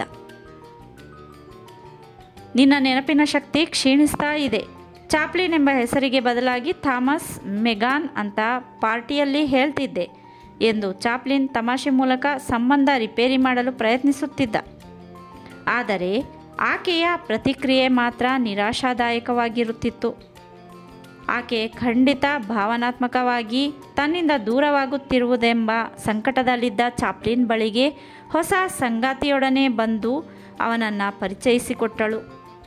ಆ ಕ್ಷಣದಿಂದ ಎಡ್ನಾ ಚಾಪ್ಲಿನ್ಗೆ ಅಪರಿಚಿತಳಾದಳು. ವರ್ಷದ 52 ವಾರ ಬಿಡುವಿಲ್ಲದೆ ದುಡಿಯುವ ತನ್ನಂಥ ನತದೃಷ್ಟನನ್ನು ಯಾವ ಹೆಣ್ಣೂ ಗಾಢವಾಗಿ ಪ್ರೀತಿಸಲಾರಳೆಂದುಕೊಂಡ. ತನ್ನ ಬಗೆಗೆ ತನಗಿದ್ದ ಭ್ರಮೆಗಳೆಲ್ಲ ವೈಶಾಖದ ಸೂರ್ಯನ ಎದುರಿಗಿಟ್ಟ ಮಂಜುಗಡ್ಡೆಯಂತೆ ಕರಗಿ ನೀರಾಗಿ ಹರಿದವು. ಇದನ್ನೆಲ್ಲ ಕನಸೆಂದು ಮರೆಯಬೇಕೆಂದು ನಿರ್ಧರಿಸಿದ. ಮತ್ತೆ ಮಾಡಬೇಕಿದ್ದ ಕೆಲಸಗಳ ಕಡೆ ನಿಗಾ ವಹಿಸಿದ. ಕಹಿ ಘಟನೆಗಳನ್ನು ನೆನಪಿಸಿಕೊಂಡು ಕೊರಗುವುದು ಅವನ ಜಾಯಮಾನವಾಗಿರಲಿಲ್ಲ. ಎಂದಿಗಿಂತ ಹೆಚ್ಚು ಫ್ರೆಶ್ ಆಗಿ ಸ್ಟುಡಿಯೋಕ್ಕೆ ಹೋದ. ತಾನು ಮಾಡಬೇಕೆಂದಿರುವ ಚಿತ್ರದ ನಿರ್ದೇಶಕನೊಂದಿಗೆ ಚರ್ಚಿಸಿದ. ತನ್ನನ್ನು ಸೆಕ್ಸ್ ಬಗ್ಗೆ ನಿರಾಸೆಗೊಳಿಸಿದವರ ಮೇಲೂ ಅವನು ಹರಿಹಾಯುತ್ತಿರಲಿಲ್ಲ. ಎಡ್ನಾಳೊಂದಿಗೂ ಅಷ್ಟೇ. ಯಾರಿಗೂ ಅನಿವಾರ್ಯವಲ್ಲ ಎಂಬುದು ಅವನ ಭಾವನೆ. ಒಂದು ದಿನ ಪ್ರಸಿದ್ಧ ಕಾದಂಬರಿಗಾರ್ತಿ ಒಬ್ಬಳು ಚಾಪ್ಲಿನ್ನನ್ನು ಹುಡುಕಿಕೊಂಡು ಬಂದಳು. ಆತ್ಮಕಥೆ ಬರೆಯುತ್ತಿರುವಿರಂತಲ್ಲ ಎಂದು ಪ್ರಸ್ತಾಪಿಸಿದಳು. ಹೌದೆಂದ. ಹಾಗಾದರೆ ನಿಮ್ಮ ಲೈಂಗಿಕ ಚಟುವಟಿಕೆಗಳ ಬಗ್ಗೆ ನಿಸ್ಸಂಕೋಚವಾಗಿ ಸತ್ಯವಾಗಿ ಬರೆಯುತ್ತಿರುವಿರಾ ಎಂದು ಮುಲಾಜಿಲ್ಲದೆ ಪ್ರಶ್ನೆ ಹಾಕಿದಳು. ಆಕೆ ಮಾತಿನಿಂದ ಚಾಪ್ಲಿನ್ಗೆ ನಗು ಬಂತು. ಬರಹಗಾರರ್ಯಾಕೆ ಇನ್ನೊಬ್ಬರ ವೈಯಕ್ತಿಕ ಬದುಕಿನಲ್ಲಿ ಕೈ ಹಾಕುತ್ತಾರೆ? ಅವರಿಗಿದನ್ನೆಲ್ಲ ಕಟ್ಟಿಕೊಂಡು ಏನಾಗಬೇಕಾಗಿದೆ ಎಂದು ಯೋಚಿಸಿದ. ಚಾಪ್ಲಿನ್ ಫ್ರಾಯ್ಡ್ನ ಲಿಬಿಡೋ ಸಿದ್ಧಾಂತ ಒಪ್ಪಿರಲಿಲ್ಲ. ಕಾಮ ಬದುಕಿನ ಮೂಲಭೂತ ಅಗತ್ಯವೇನಲ್ಲ. ಮನುಷ್ಯನನ್ನು ಮಾನಸಿಕವಾಗಿ ಹಿಂಸಿಸಿ ಅಲ್ಲಾಡಿಸುವ ಶಕ್ತಿ ಚಳಿ, ಹಸಿವೆ, ನಿದ್ರೆ, ಬಾಯಾರಿಕೆ ಮುಂತಾದ ಅಗತ್ಯಗಳಿಗೆ ಇದೆಯೇ ಹೊರತು ಕಾಮಕ್ಕಿಲ್ಲ ಎಂಬುದು ಅವನ ನಿಲುವಾಗಿತ್ತು. ಅವನು ತನ್ನ ಬಾಲ್ಯದಲ್ಲಿ ಚಳಿಯಾದಾಗ ಉಣ್ಣೆ ಬಟ್ಟೆಗಾಗಿ ತಡಕಾಡಿದ್ದಾನೆ. ಬಾಯಾರಿಕೆಯಾದಾಗ ಒಂದು ಗುಟುಕು ನೀರಿಗಾಗಿ ಹುಡುಕಾಡಿದ್ದಾನೆ. ಹಸಿವೆಯಾದಾಗ ಒಂದು ಹಿಡಿ ಅನ್ನಕ್ಕಾಗಿ ಕಂಗಾಲಾಗಿದ್ದಾನೆ. ಆದರೆ ಮೈಥುನಕ್ಕಾಗಿ ಅವನೆಂದೂ ಇಷ್ಟು ಹಾತೊರೆದಿಲ್ಲ. ಸೃಜನಶೀಲ ವ್ಯಕ್ತಿಯಾದವನು ಮೈಥುನಕ್ಕೆ ದ್ವಿತೀಯ ಪ್ರಾಶಸ್ತ್ಯ ನೀಡಬೇಕು. ಅವಕಾಶ ದೊರಕಿದಾಗ ಅನುಭವಿಸಬೇಕು, ದೊರಕದಿದ್ದಾಗ ನಿಶ್ಚಿಂತೆಯಿಂದ ಇರಬೇಕು ಅಷ್ಟೇ. ಚಾಪ್ಲಿನ್ ಫಸ್ಟ್ ನ್ಯಾಷನಲ್ ಕಂಪನಿಗಾಗಿ ಎ ಡಾಗ್ಸ್ ಲೈಫ್ ಎಂಬ ವಿಭಿನ್ನ ರೀತಿಯ ಚಿತ್ರವನ್ನು ತನ್ನ ಸ್ವಂತ ಸ್ಟುಡಿಯೋದಲ್ಲೇ ತಯಾರಿಸಿದ. ಕಥಾವಸ್ತು ಚಾರ್ಲಿ ಮತ್ತು ನಾಯಿಗೆ ಸಂಬಂಧಿಸಿದ್ದು. 3 ರೀಲಿನ ಪ್ರತಿಯೊಂದು ಶಾಟ್ನಲ್ಲಿ ಕಚಗುಳಿ ಅಳವಡಿಸಿದ. ಆ ಚಿತ್ರ ಅವನ ಉಳಿದ ಚಿತ್ರಗಳಿಗಿಂತ ತೀರಾ ಭಿನ್ನ ರೀತಿಯದ್ದು. ಚಿತ್ರದ ಮುಖ್ಯ ಪಾತ್ರವಾದ ನಾಯಿ ಬೀದಿ ನಾಯಿಗಳೊಂದಿಗೆ ಜಗಳ ಕಾಯುತ್ತದೆ. ಚಿತ್ರದ ಆರಂಭದ ಶಾಟ್ ಇದು. ಈ ಚಿತ್ರದ ಮೂಲಕ ಚಾಪ್ಲಿನ್ ಮನುಷ್ಯ ಜಗತ್ತನ್ನು ಪ್ರಾಣಿ ಜಗತ್ತಿನೊಂದಿಗೆ ಸಮೀಕರಿಸಿ ಅರ್ಥವಂತಿಕೆಯನ್ನು ವಿಸ್ತರಿಸಿದ. ನಗೆಯ ವಿವಿಧ ಆಯಾಮಗಳ ಬಗ್ಗೆ ಅನ್ವೇಷಿಸಿದ. ಹಾಸ್ಯದೊಂದಿಗೆ ಮನುಷ್ಯನ ಸೂಕ್ಷ್ಮ ಪ್ರವೃತ್ತಿಗಳನ್ನು ಬೆಸೆಯುವ ಪ್ರಯತ್ನ ಮಾಡಿದ. ನಗೆಯ ಬುಡದಲ್ಲಿ ಒಂದು ಹನಿ ಕಣ್ಣೀರನ್ನು ಅಡಗಿಸಿಟ್ಟ. ಎ ಡಾಗ್ಸ್ ಲೈಫ್ ಅವನ ಉಳಿದೆಲ್ಲ ಚಿತ್ರಗಳಿಗಿಂತ ದೊಡ್ಡದು. ಹಾಗೆ ಕಲಾತ್ಮಕ ವಿಶ್ಲೇಷಣೆಯ ದೃಷ್ಟಿಯಿಂದಲೂ ಸಹ ಹಾಸ್ಯಕ್ಕಿಂತ ದೊಡ್ಡ ಪ್ರಭಾವ ಬೀರುವ ಅಂಶವೆಂದರೆ ಸೆಂಟಿಮೆಂಟ್ಸ್. ಅಭಿಮಾನಿಯೊಬ್ಬ ಚಾಪ್ಲಿನ್ಗೊಂದು ಪತ್ರ ಬರೆದ. ಆಗ ಸಾರ್ವಜನಿಕರು ನಿನ್ನ ಗುಲಾಮರಾಗಿದ್ದರು, ಆದರೆ ಈಗ ನೀನು ಸಾರ್ವಜನಿಕರಿಗೆ ಗುಲಾಮನಾಗಿರುವೆ ಎಂದು. ವರ್ಷದ 365 ದಿನಗಳ ಕಾಲ ದುಡಿಯುತ್ತಿದ್ದ ಚಾಪ್ಲಿನ್ಗೆ ಅಭಿಮಾನಿಯ ಅಭಿಪ್ರಾಯ ಅಕ್ಷರಶಃ ನಿಜವೆನ್ನಿಸಿತು. ಎ ಡಾಗ್ಸ್ ಲೈಫ್ ಪೂರ್ಣಗೊಳಿಸುತ್ತಿರುವಷ್ಟರಲ್ಲಿ ಯುದ್ಧದ ಭಾಗವಹಿಸಿದ್ದ ಅಮೆರಿಕದ ಕರೆಗೆ ಓಗೊಡಬೇಕಾಯಿತು. ಪ್ರಥಮ ಮಹಾಯುದ್ಧದ ಘೋರ ಪರಿಣಾಮಕ್ಕೆ ಇಡೀ ಜಗತ್ತು ತಲ್ಲಣಗೊಂಡಿತ್ತು. ಆಯಾ ರಾಷ್ಟ್ರಗಳಲ್ಲಿ ಆಯಾ ರಾಷ್ಟ್ರಗಳ ಪ್ರಸಿದ್ಧ ಕಲಾವಿದರು ತಮ್ಮ ರಾಷ್ಟ್ರಗಳ ಯಶಸ್ಸಿಗಾಗಿ ವಂತಿಕೆ ಸಂಗ್ರಹಿಸುವುದರಲ್ಲಿ ನಿರತರಾಗಿದ್ದರು. ಇಂಥ ಸಂದರ್ಭದಲ್ಲಿ ಅಮೆರಿಕದಲ್ಲೂ ಸಹಾಯ ಯಾಚಿಸಿ ಸಹಸ್ರ ಕೈಗಳು ಬಿಚ್ಚಿಕೊಂಡಿದ್ದವು. ಮುಗಿಯದ ಯುದ್ಧದ ವರ್ತಮಾನದಿಂದ ಚಾಪ್ಲಿನ್ ತಲ್ಲಣಗೊಂಡ, ಮಮ್ಮಲನೆ ಮರಗಿದ. ಜಾಗತಿಕ ಮಟ್ಟದಲ್ಲಿ ಮನುಷ್ಯನ ಅಸ್ತಿತ್ವ ಯುದ್ಧ ಕಾರಣದಿಂದ ದುರ್ಬಲಗೊಳ್ಳದಂತೆ ನೋಡಿಕೊಳ್ಳುವುದು ಕಲೆಯ ಮುಖ್ಯ ಉದ್ದೇಶವೆಂದು ತಿಳಿದ. ಬದುಕುವ ಹಕ್ಕಿನಿಂದ ಮನುಷ್ಯನನ್ನು ದೂರವಿಡುವ ಸರ್ವಾಧಿಕಾರಿ ಶಕ್ತಿಗಳ ವಿರುದ್ಧ ಕಲಾವಿದರು ಸಂಘಟಿತರಾಗಿ ಧ್ವನಿ ಎತ್ತಬೇಕೆಂದು ಅಭಿಪ್ರಾಯಪಟ್ಟ. ಅಮೆರಿಕದ ಮಂದಿ ತಾವು ಮಕ್ಕಳನ್ನು ಹಡೆದಿರುವುದು ಯುದ್ಧದಲ್ಲಿ ಬಲಿ ಕೊಡಲಿಕ್ಕಿಲ್ಲ ಎಂದು ನಿಷ್ಠುರವಾಗಿ ಘೋಷಿಸುವ ಸ್ವಭಾವದವರು. ತಮ್ಮ ರಾಷ್ಟ್ರ ಯುದ್ಧದಲ್ಲಿ ಪಾಲ್ಗೊಂಡ ನಂತರ ಗಲಿಬಿಲಿಗೊಂಡರು. ತಮ್ಮ ರಾಷ್ಟ್ರದ ಸ್ವಾಭಿಮಾನವನ್ನು ಅಂತಾರಾಷ್ಟ್ರೀಯವಾಗಿ ಕಾಪಾಡುವುದು ತಮ್ಮ ಕರ್ತವ್ಯವೆಂದು ಬಗೆದರು. ಅಮೆರಿಕದ ಪರವಾಗಿ ರೆಡ್ ಕ್ರಾಸ್ ಸಂಸ್ಥೆ ವಂತಿಕೆ ಸಂಗ್ರಹಿಸತೊಡಗಿತು. ರಾಷ್ಟ್ರದ ಎಲ್ಲ ಕಡೆ ಸಭೆ ಸಮಾರಂಭಗಳನ್ನು ಏರ್ಪಡಿಸತೊಡಗಿದರು. ಪ್ರತಿಯೊಬ್ಬರಲ್ಲಿ ರಾಷ್ಟ್ರಾಭಿಮಾನವನ್ನು ಉದ್ದೇಶಿಸುವ ಪ್ರಯತ್ನ ಮಾಡತೊಡಗಿತು. ಒಂದು ಸಮಾರಂಭದಲ್ಲಿ ಮಹಿಳೆಯೊಬ್ಬಳು $20,000 ಮೊತ್ತದ ವಂತಿಕೆ ನೀಡಿದಳು. ಹೀಗೆ ಒಬ್ಬರ ಹಿಂದೆ ಒಬ್ಬರಂತೆ ಶಕ್ತಿ ಮೀರಿ ವಂತಿಕೆ ನೀಡಿದರು. ಲಿಬರ್ಟಿ ಬಾಂಡ್ಗಳನ್ನು ವಿತರಿಸಲು ಹಣ ಸಂಗ್ರಹಿಸಲು ಕಲಾವಿದರು ಗುಂಪು ಗುಂಪಾಗಿ ಬೀದಿಗಿಳಿದರು. ಅದೇ ತಾನೇ ಪೂರ್ಣಗೊಳಿಸಿದ್ದ ಎ ಡಾಗ್ಸ್ ಲೈಫ್ ಚಿತ್ರದ ಪ್ರತಿಗಳೊಡನೆ ಚಾಪ್ಲಿನ್, ಮೇರಿ ಪಿಕ್ಫೋರ್ಡ್, ಡಗ್ಲಾಸ್ ಫೇರ್ಬಾಕ್ಸ್ ರಂಥ ಕಲಾವಿದರೊಡನೆ ಬೀದಿಗಿಳಿದ. ಕಾರು, ರೈಲು ಮುಂತಾದ ವಾಹನಗಳನ್ನು ತಮ್ಮ ಅಭಿಯಾನಕ್ಕೆ ಚಾಪ್ಲಿನ್ ನೇತೃತ್ವದ ತಂಡ ಬಳಸಿಕೊಂಡಿತು.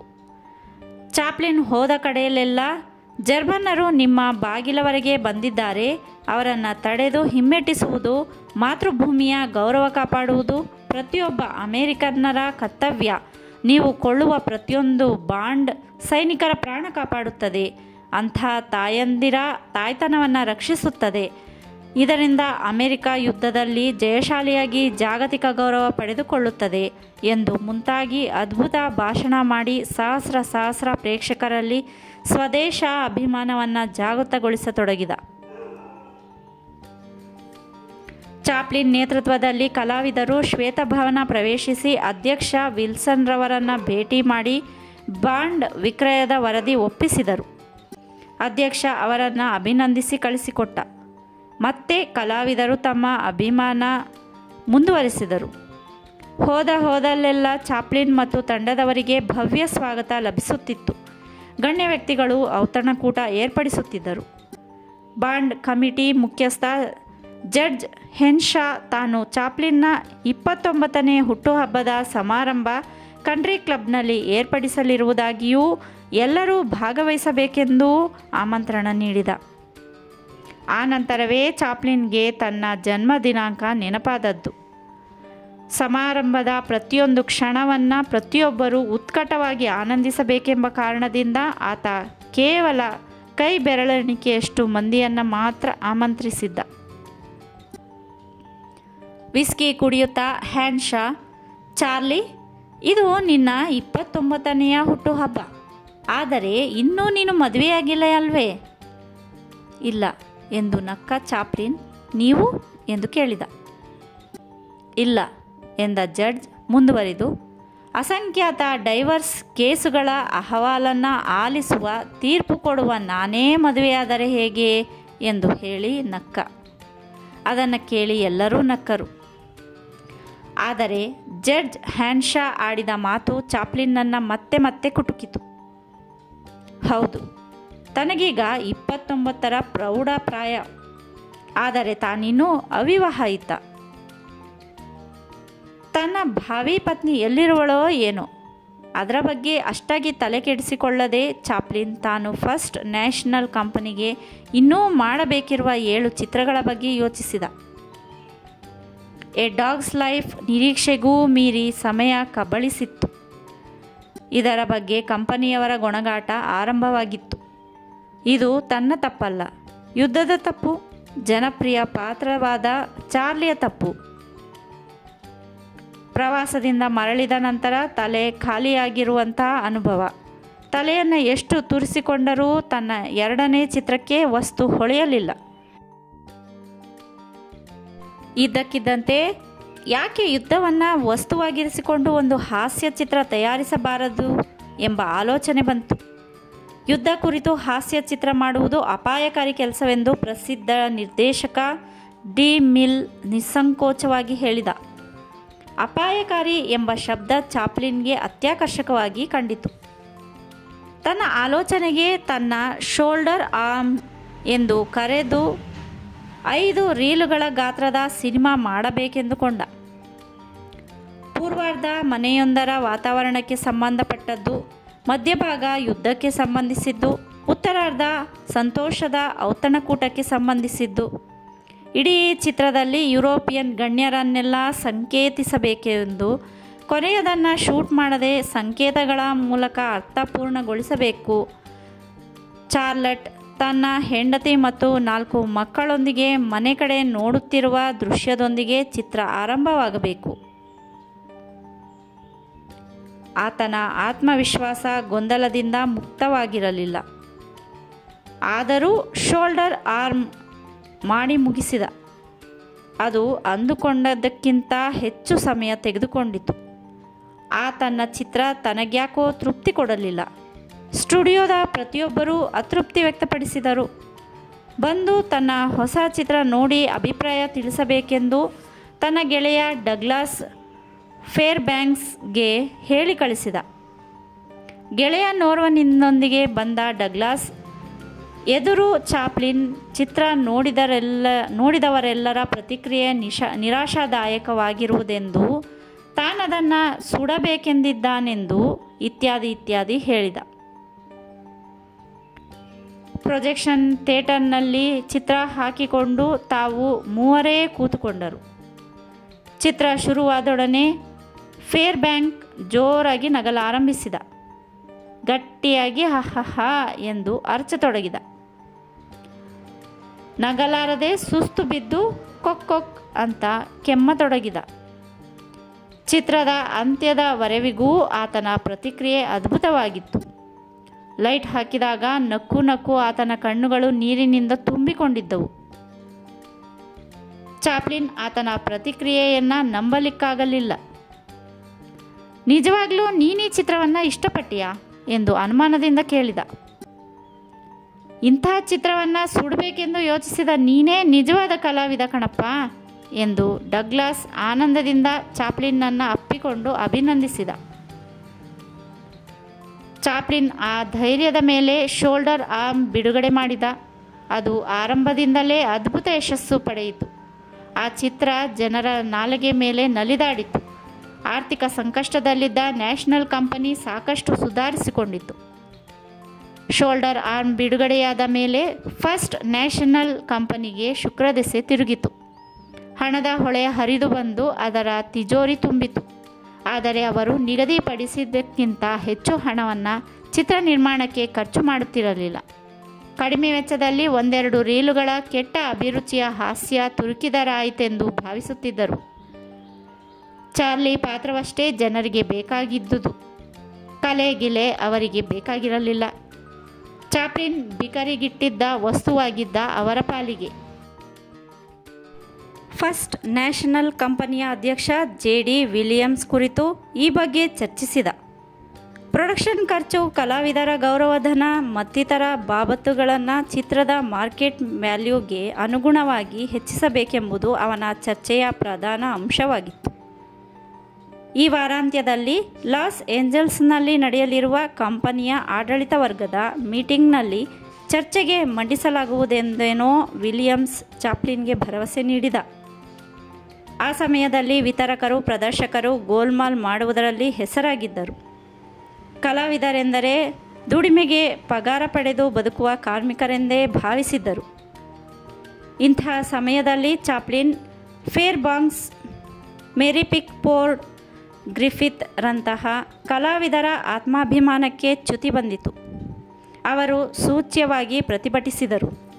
ವಿತರಕ, ಪ್ರದರ್ಶಕ ವ್ಯವಸ್ಥೆ ಸೇರಿದಂತೆ ಇಡೀ ಚಿತ್ರೋದ್ಯಮವನ್ನು ಆಳವಾಗಿ ಅಭ್ಯಾಸ ಮಾಡಿದ ಅವರಿಗೆ ಅರ್ಥವಾಯಿತು ತಮ್ಮನ್ನು ಆರ್ಥಿಕವಾಗಿ ಶೋಷಿಸುತ್ತಿರುವರೆಂಬ ಸಂಗತಿ.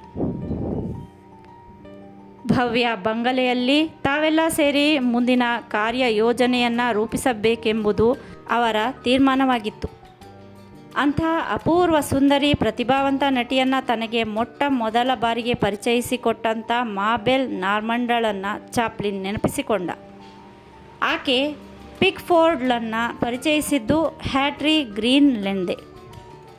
ಆಕೆಯ ಮನೆಯಲ್ಲಿ ಡಗ್ಲಾಸ್ ಫೇರ್ಬಾಂಕ್ಸ್, ಗ್ರಿಫಿತ್, WS ಹ್ಯಾಟ್ ಮತ್ತು ಚಾಪ್ಲಿನ್ ಸೇರಿದರು.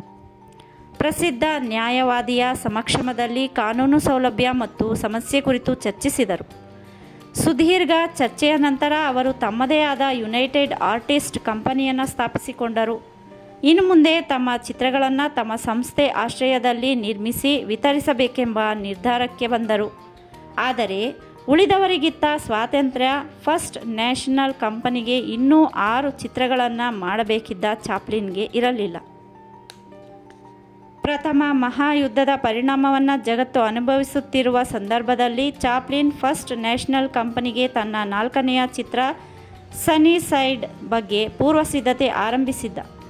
ಅದರ ನಡುವೆ ಟಾಮ್ ಹ್ಯಾರಿಂಗ್ಟನ್ ರವರಂತಹ ಸಹವಾಸದ ಫಲವಾಗಿ ಸಂಗೀತ ಮತ್ತು ಪ್ರಕಾಶನದ ವ್ಯವಹಾರಕ್ಕೂ ಕೈ ಹಾಕಿದ.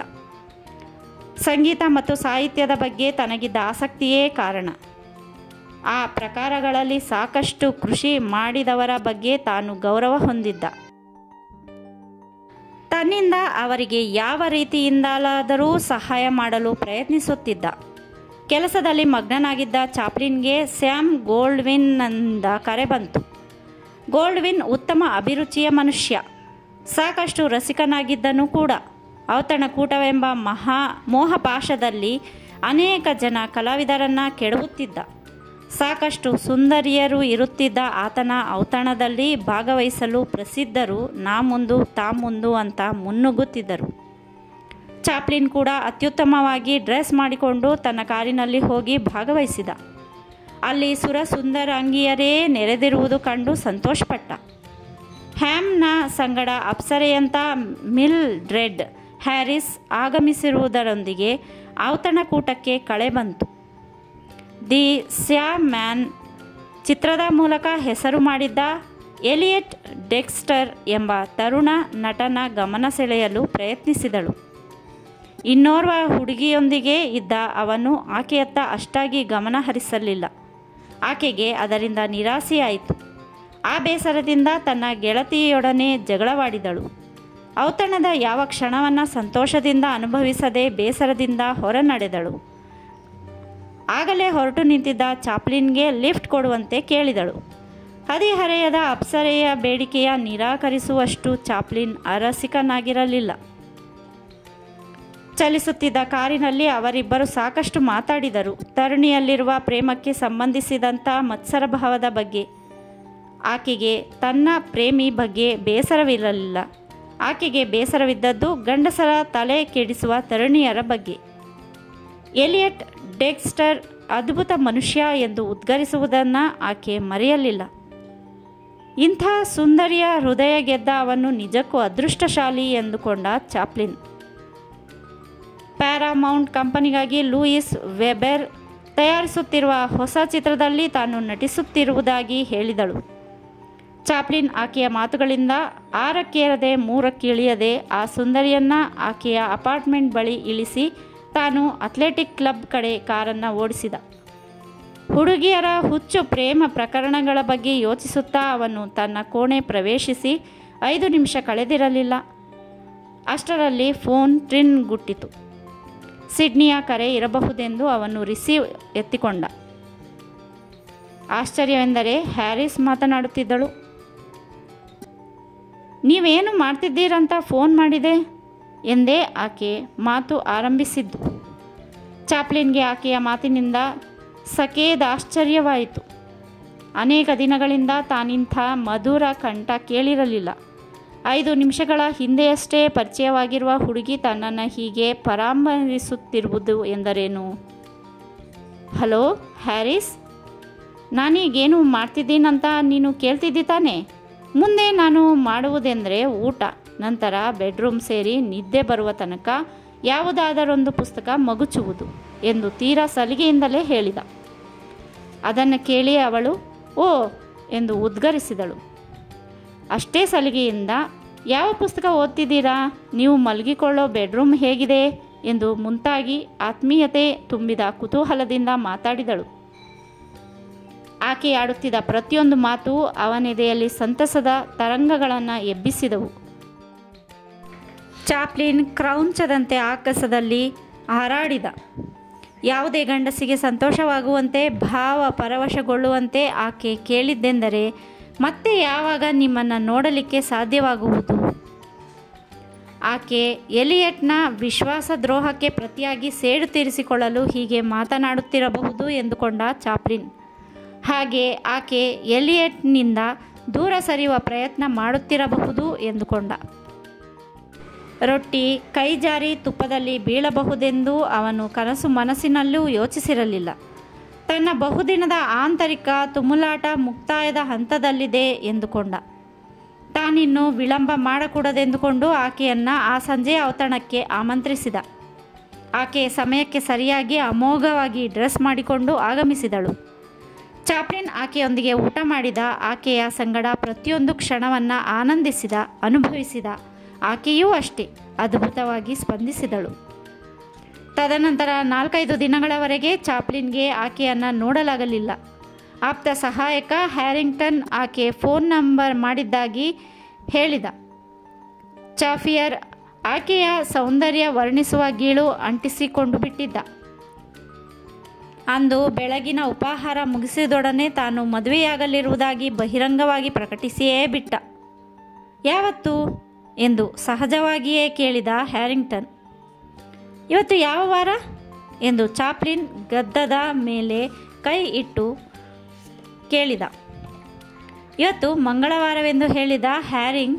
ಹಾಗಾದರೆ ಬರೋ ಶುಕ್ರವಾರ ಎಂದು ಚಾಪ್ಲಿನ್ ವೃತ್ತಪತ್ರಿಕೆಯ ಮೇಲೆ ಕಣ್ಣಾಡಿಸತೊಡಗಿದ. ನೀವು ಮದುವೆ ಆಗ್ತಿರೋದು ಮಿಲ್ಡ್ರೆಡ್ ಹ್ಯಾರಿಸ್ಲನ್ನು ತಾನೆ ಎಂದ ಹ್ಯಾರಿನ್. ತಲೆ ಎತ್ತದೆ ಚಾಪ್ಲಿನ್. ಇಲ್ಲ, ನೀನೇ ಅದನ್ನು ಕೊಂಡು ತರಬೇಕು, ಹಾಗೆ ಉಳಿದೆಲ್ಲ ಏರ್ಪಾಡುಗಳನ್ನು ಸಹ. ಇದನ್ನೆಲ್ಲ ಸುದ್ದಿ ಮಾಡಬೇಡ ಎಂದು ಎಚ್ಚರಿಸಿದ. ಹ್ಯಾರಿಂಗ್ಟನ್ ತನ್ನ ಬಾಸ್ ಯಾಕೆ ಹೀಗೆ ಯೋಚಿಸುತ್ತಲೇ ಎಲ್ಲ ಏರ್ಪಾಡು ಮಾಡತೊಡಗಿದ.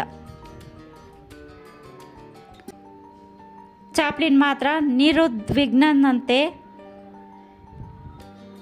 ನಿರುದ್ವಿಗ್ನತೆಯಿಂದ ಆ ದಿನದ ಬೆಳಿಗ್ಗೆ 7:30ವರೆಗೆ ಕೆಲಸಗಳಲ್ಲಿ ಮಗ್ನನಾಗಿದ್ದ. ಟಾಮ್ ಮೆಲ್ಲಗೆ ಸೆಟ್ ಪ್ರವೇಶಿಸಿ ಚಾಪ್ಲಿನ್ನ ಕಿವಿಯಲ್ಲಿ, ಈಗಾಗಲೇ 7:30, ಇನ್ನು ಅರ್ಧ ಗಂಟೆ ಮಾತ್ರ ಬಾಕಿ ಇರೋದು ಎಂದು ಹೇಳಿದ. ಹ್ಯಾರಿಂಗ್ ಸಹಾಯದಿಂದ ಚಾಪ್ಲಿನ್ ತನ್ನ ದೇಹದಿಂದ ದಿ ಗ್ರೇಟ್ ಚಾರ್ಲಿಯನ್ನು ಕಳಚಿದ. ಕಾರನ್ನು ಹತ್ತಿದ ಬಳಿಕ, ನಾನೀಗ ಕೂಡಲೇ ಹ್ಯಾರಿಸ್ಲನ್ನ ಭೇಟಿಯಾಗಬೇಕು, ನಂತರ ರಿಜಿಸ್ಟರ್ಡ್ ಸ್ಟಾರ್ಕ್ಸ್ರನ್ನ ಎಂದಷ್ಟೇ ಹ್ಯಾರಿಂಗಿಗೆ ಹೇಳಿದ. ಹಾಲ್ ನಡುವೆ ಕೂತಿದ್ದ ಹ್ಯಾರಿಸ್ಗೆ ವಿಳಂಬಕ್ಕೆ ಕ್ಷಮೆ ಕೋರಿದ. ಸರಳ ಉಡುಪಿನಲ್ಲೂ ಸುಂದರವಾಗಿ ಕಾಣಿಸುತ್ತಿದ್ದ ಆಕೆಯ ಕೈ ಬೆರಳಿಗೆ ಉಂಗುರವನ್ನು ತೊಡಿಸಿದ. ರಿಜಿಸ್ಟ್ರಾರ್ ಅವರಿಬ್ಬರನ್ನ ಅಧಿಕೃತವಾಗಿ ಘೋಷಿಸಿ ಅಭಿನಂದಿಸಿದ. ಅರ್ಧ ಗಂಟೆ ಮೊದಲಿನವರೆಗೆ ವಿವಾಹದ ಸುದ್ದಿಯನ್ನು ಗೋಪ್ಯವಾಗಿ ಇರಿಸಿದ ಹ್ಯಾರಿಂಗ್ಟನ್ ಕರ್ತವ್ಯ ಪ್ರಜ್ಞೆಯನ್ನು ಪ್ರಶಂಸಿಸಿದ. ಅಧಿಕೃತವಾಗಿ 29 ವರ್ಷದ ಚಾರ್ಲಸ್ ಸ್ಪೆನ್ಸರ್ ಚಾಪ್ಲಿನ್ 18 ವರ್ಷದ ಹದಿಹರೆಯ ಚೆಲುವೆ ಮಿಲ್ಡ್ರೆಡ್ ಹ್ಯಾರಿಸ್ಳನ್ನ ಸರಳವಾಗಿ ಗೌಪ್ಯವಾಗಿ ಕ್ರಿಸ್ತಶಕ 1918 ಅಕ್ಟೋಬರ್ 23ರಂದು ಮದುವೆಯಾದ. ಏನೋ ಹೇಳುವುದನ್ನು ಮರೆತಿರುವವನಂತೆ ಜ್ಞಾಪಿಸಿಕೊಂಡು ಬಂದ ಸ್ಟಾರ್ಕ್ಸ್ ನವ ವಧುವಿಗೆ ಮುದ್ದು ಕೊಡುವುದನ್ನು ಮಾತ್ರ ಮರೆಯಬೇಡ ಚಾಪ್ಲಿನ್ ಎಂದು ಹೇಳಿದ. ಓ ಖಂಡಿತ ಎಂದು ಚಾಪ್ಲಿನ್ ಮುಗುಳ್ನಕ್ಕ. ಅಂತೂ ತಾನು ಮದುವೆಯಾದೆ. ತಾನೀಗ ವಿವಾಹಿತ. 11 ವರ್ಷ ಕಿರಿಯ ಸುಂದರಿ ಮಿಲ್ಡ್ರೆಡ್ ಹ್ಯಾರಿಸ್ಳ ಪತಿ ನಾನು. ಸಾರ್ಥಕ ಭಾವ ಅವನ ಮುಖದ ಮೇಲೆ ಮಿಂಚಿತು. ಮಾರನೆಯ ದಿನ ಬೆಳಿಗ್ಗೆ ಚಾಪ್ಲಿನ್ ಸ್ಟುಡಿಯೋಕ್ಕೆ ಹೋದ. ಅಲ್ಲಿ ತನಗಾಗಿ ಎಡ್ನಾ ಪ್ರವೀನ್ಸ್ ಭಾರದ ಹೃದಯದೊಡನೆ ಕಾಯುತ್ತಿದ್ದಳು. ಕಂಗ್ರ್ಯಾಚುಲೇಷನ್ಸ್ ಎಂದಳು. ಆಕೆಯ ಧ್ವನಿ ಶುಷ್ಕವಾಗಿತ್ತು. ಥ್ಯಾಂಕ್ ಯು ಎಂದು ತಾನೂ ಅಷ್ಟೇ ನಾಟಕೀಯವಾಗಿ ಹೇಳಿ ಸೆಟ್ ಕಡೆ ಹೋದ. ಕಿರಿಯಳನ್ನು ಅನುಭವಿಯನ್ನು ಸಂಗಾತಿಯನ್ನಾಗಿ ಸ್ವೀಕರಿಸುವುದರ ಬಗ್ಗೆ ಡಗ್ಲಾಸ್ ಫೇರ್ಬಾಂಕ್ಸ್ ಲಘು ಟೀಕೆ ಮಾಡಿದ. ಆಕೆ ವಯಸ್ಸಿನಲ್ಲಿ ಕಿರಿಯಳಿರಬಹುದು, ಆದರೆ ಮಾನಸಿಕವಾಗಿ ಆಕೆ ಹೆವಿ ವೇಟ್ ಬಾಕ್ಸರ್. ಎನ್ಸೈಕ್ಲೋಪೀಡಿಯಾದಂಥ ಹೆಂಗಸನ್ನು ಕಟ್ಟಿಕೊಂಡು ನೀಗುವುದರಲ್ಲಿ ಯಾವ ಸುಖವಿದೆ ಡಗ್ ಎಂದು ಮುಂತಾಗಿ ಹೇಳಿ ಗೆಳೆಯನನ್ನು ಸಮಾಧಾನಪಡಿಸಿದ ಚಾಪ್ಲಿನ್. ಚಾಪ್ಲಿನ್ ತನ್ನ ಬಾಳ ಸಂಗಾತಿ ಮಿಲ್ಡ್ರೆಡ್ಳೊಂದಿಗೆ ಕೆಲವು ದಿನಗಳ ಮಧುಚಂದ್ರ ಮುಗಿಸಿಕೊಂಡು ವಾಪಸ್ಸಾದ. ಮೆಟ್ರೋ ಗೋಲ್ಡ್ವಿನ್ ಮೇಯರ್ ಕಂಪನಿಯ ಲೂಯಿಸ್ ಬಿ ಮೇಯರ್ ಮಿಲ್ಡ್ರೆಡ್ ಹ್ಯಾರಿಸ್ಳ ಅಭಿನಯದ 6 ಚಿತ್ರಗಳನ್ನು ನಿರ್ಮಿಸಲು $50,000 ಚೆಕ್ ಹಿಡಿದುಕೊಂಡು ಬಂದ. ಆಕೆಯೇನೋ ಒಪ್ಪಂದಕ್ಕೆ ಸಹಿ ಹಾಕಲು ತುದಿಗಾಲ ಮೇಲೆ ನಿಂತಿದ್ದಳು. ಆದರೆ ಅದು ಚಾಪ್ಲಿನ್ಗೆ ಇಷ್ಟವಾಗಲಿಲ್ಲ. ತಾನೇ $50,000 ಕೊಡುವುದಾಗಿ ಹೇಳಿ ಆಕೆಯನ್ನು ತಡೆಯುವ ಪ್ರಯತ್ನ ಮಾಡಿದ. ತನ್ನ ಪ್ರತಿಯೊಂದು ಸಲಹೆಗೂ ಮೊನಾಲಿಸಾ ನಗೆ ಚೆಲ್ಲುತ್ತಿದ್ದ ಆಕೆ ಮುಂದೊಂದು ದಿನ ಒಪ್ಪಂದಕ್ಕೆ ಸಹಿ ಹಾಕೇ ಬಿಟ್ಟಳು. ಇದರಿಂದ ಚಾಪ್ಲಿನ್ ಮನಸ್ಸಿಗೆ ನೋವು ಮಾಡಿಕೊಂಡ. ಅವರ ವಿವಾಹ ನೋಂದಣಿ ಪತ್ರದ ಮೇಲೆ ಹಾಕಿದ ಸಹಿಯ ಇಂಕ್ ಇನ್ನೂ ಒಣಗಿರಲಿಲ್ಲ. ಆಗಲೇ ಅವರ ದಾಂಪತ್ಯದಲ್ಲಿ ಒಂದು ಚಿಕ್ಕ ಬಿರುಕು ಕಾಣಿಸಿಕೊಂಡಿತು. ಇದಕ್ಕೆ ಕಾರಣನಾದ MGMನ ಲೂಯಿಸ್ ಮೇಲೆ ಚಾಪ್ಲಿನ್ ಸಿಟ್ಟು ಮಾಡಿಕೊಂಡ.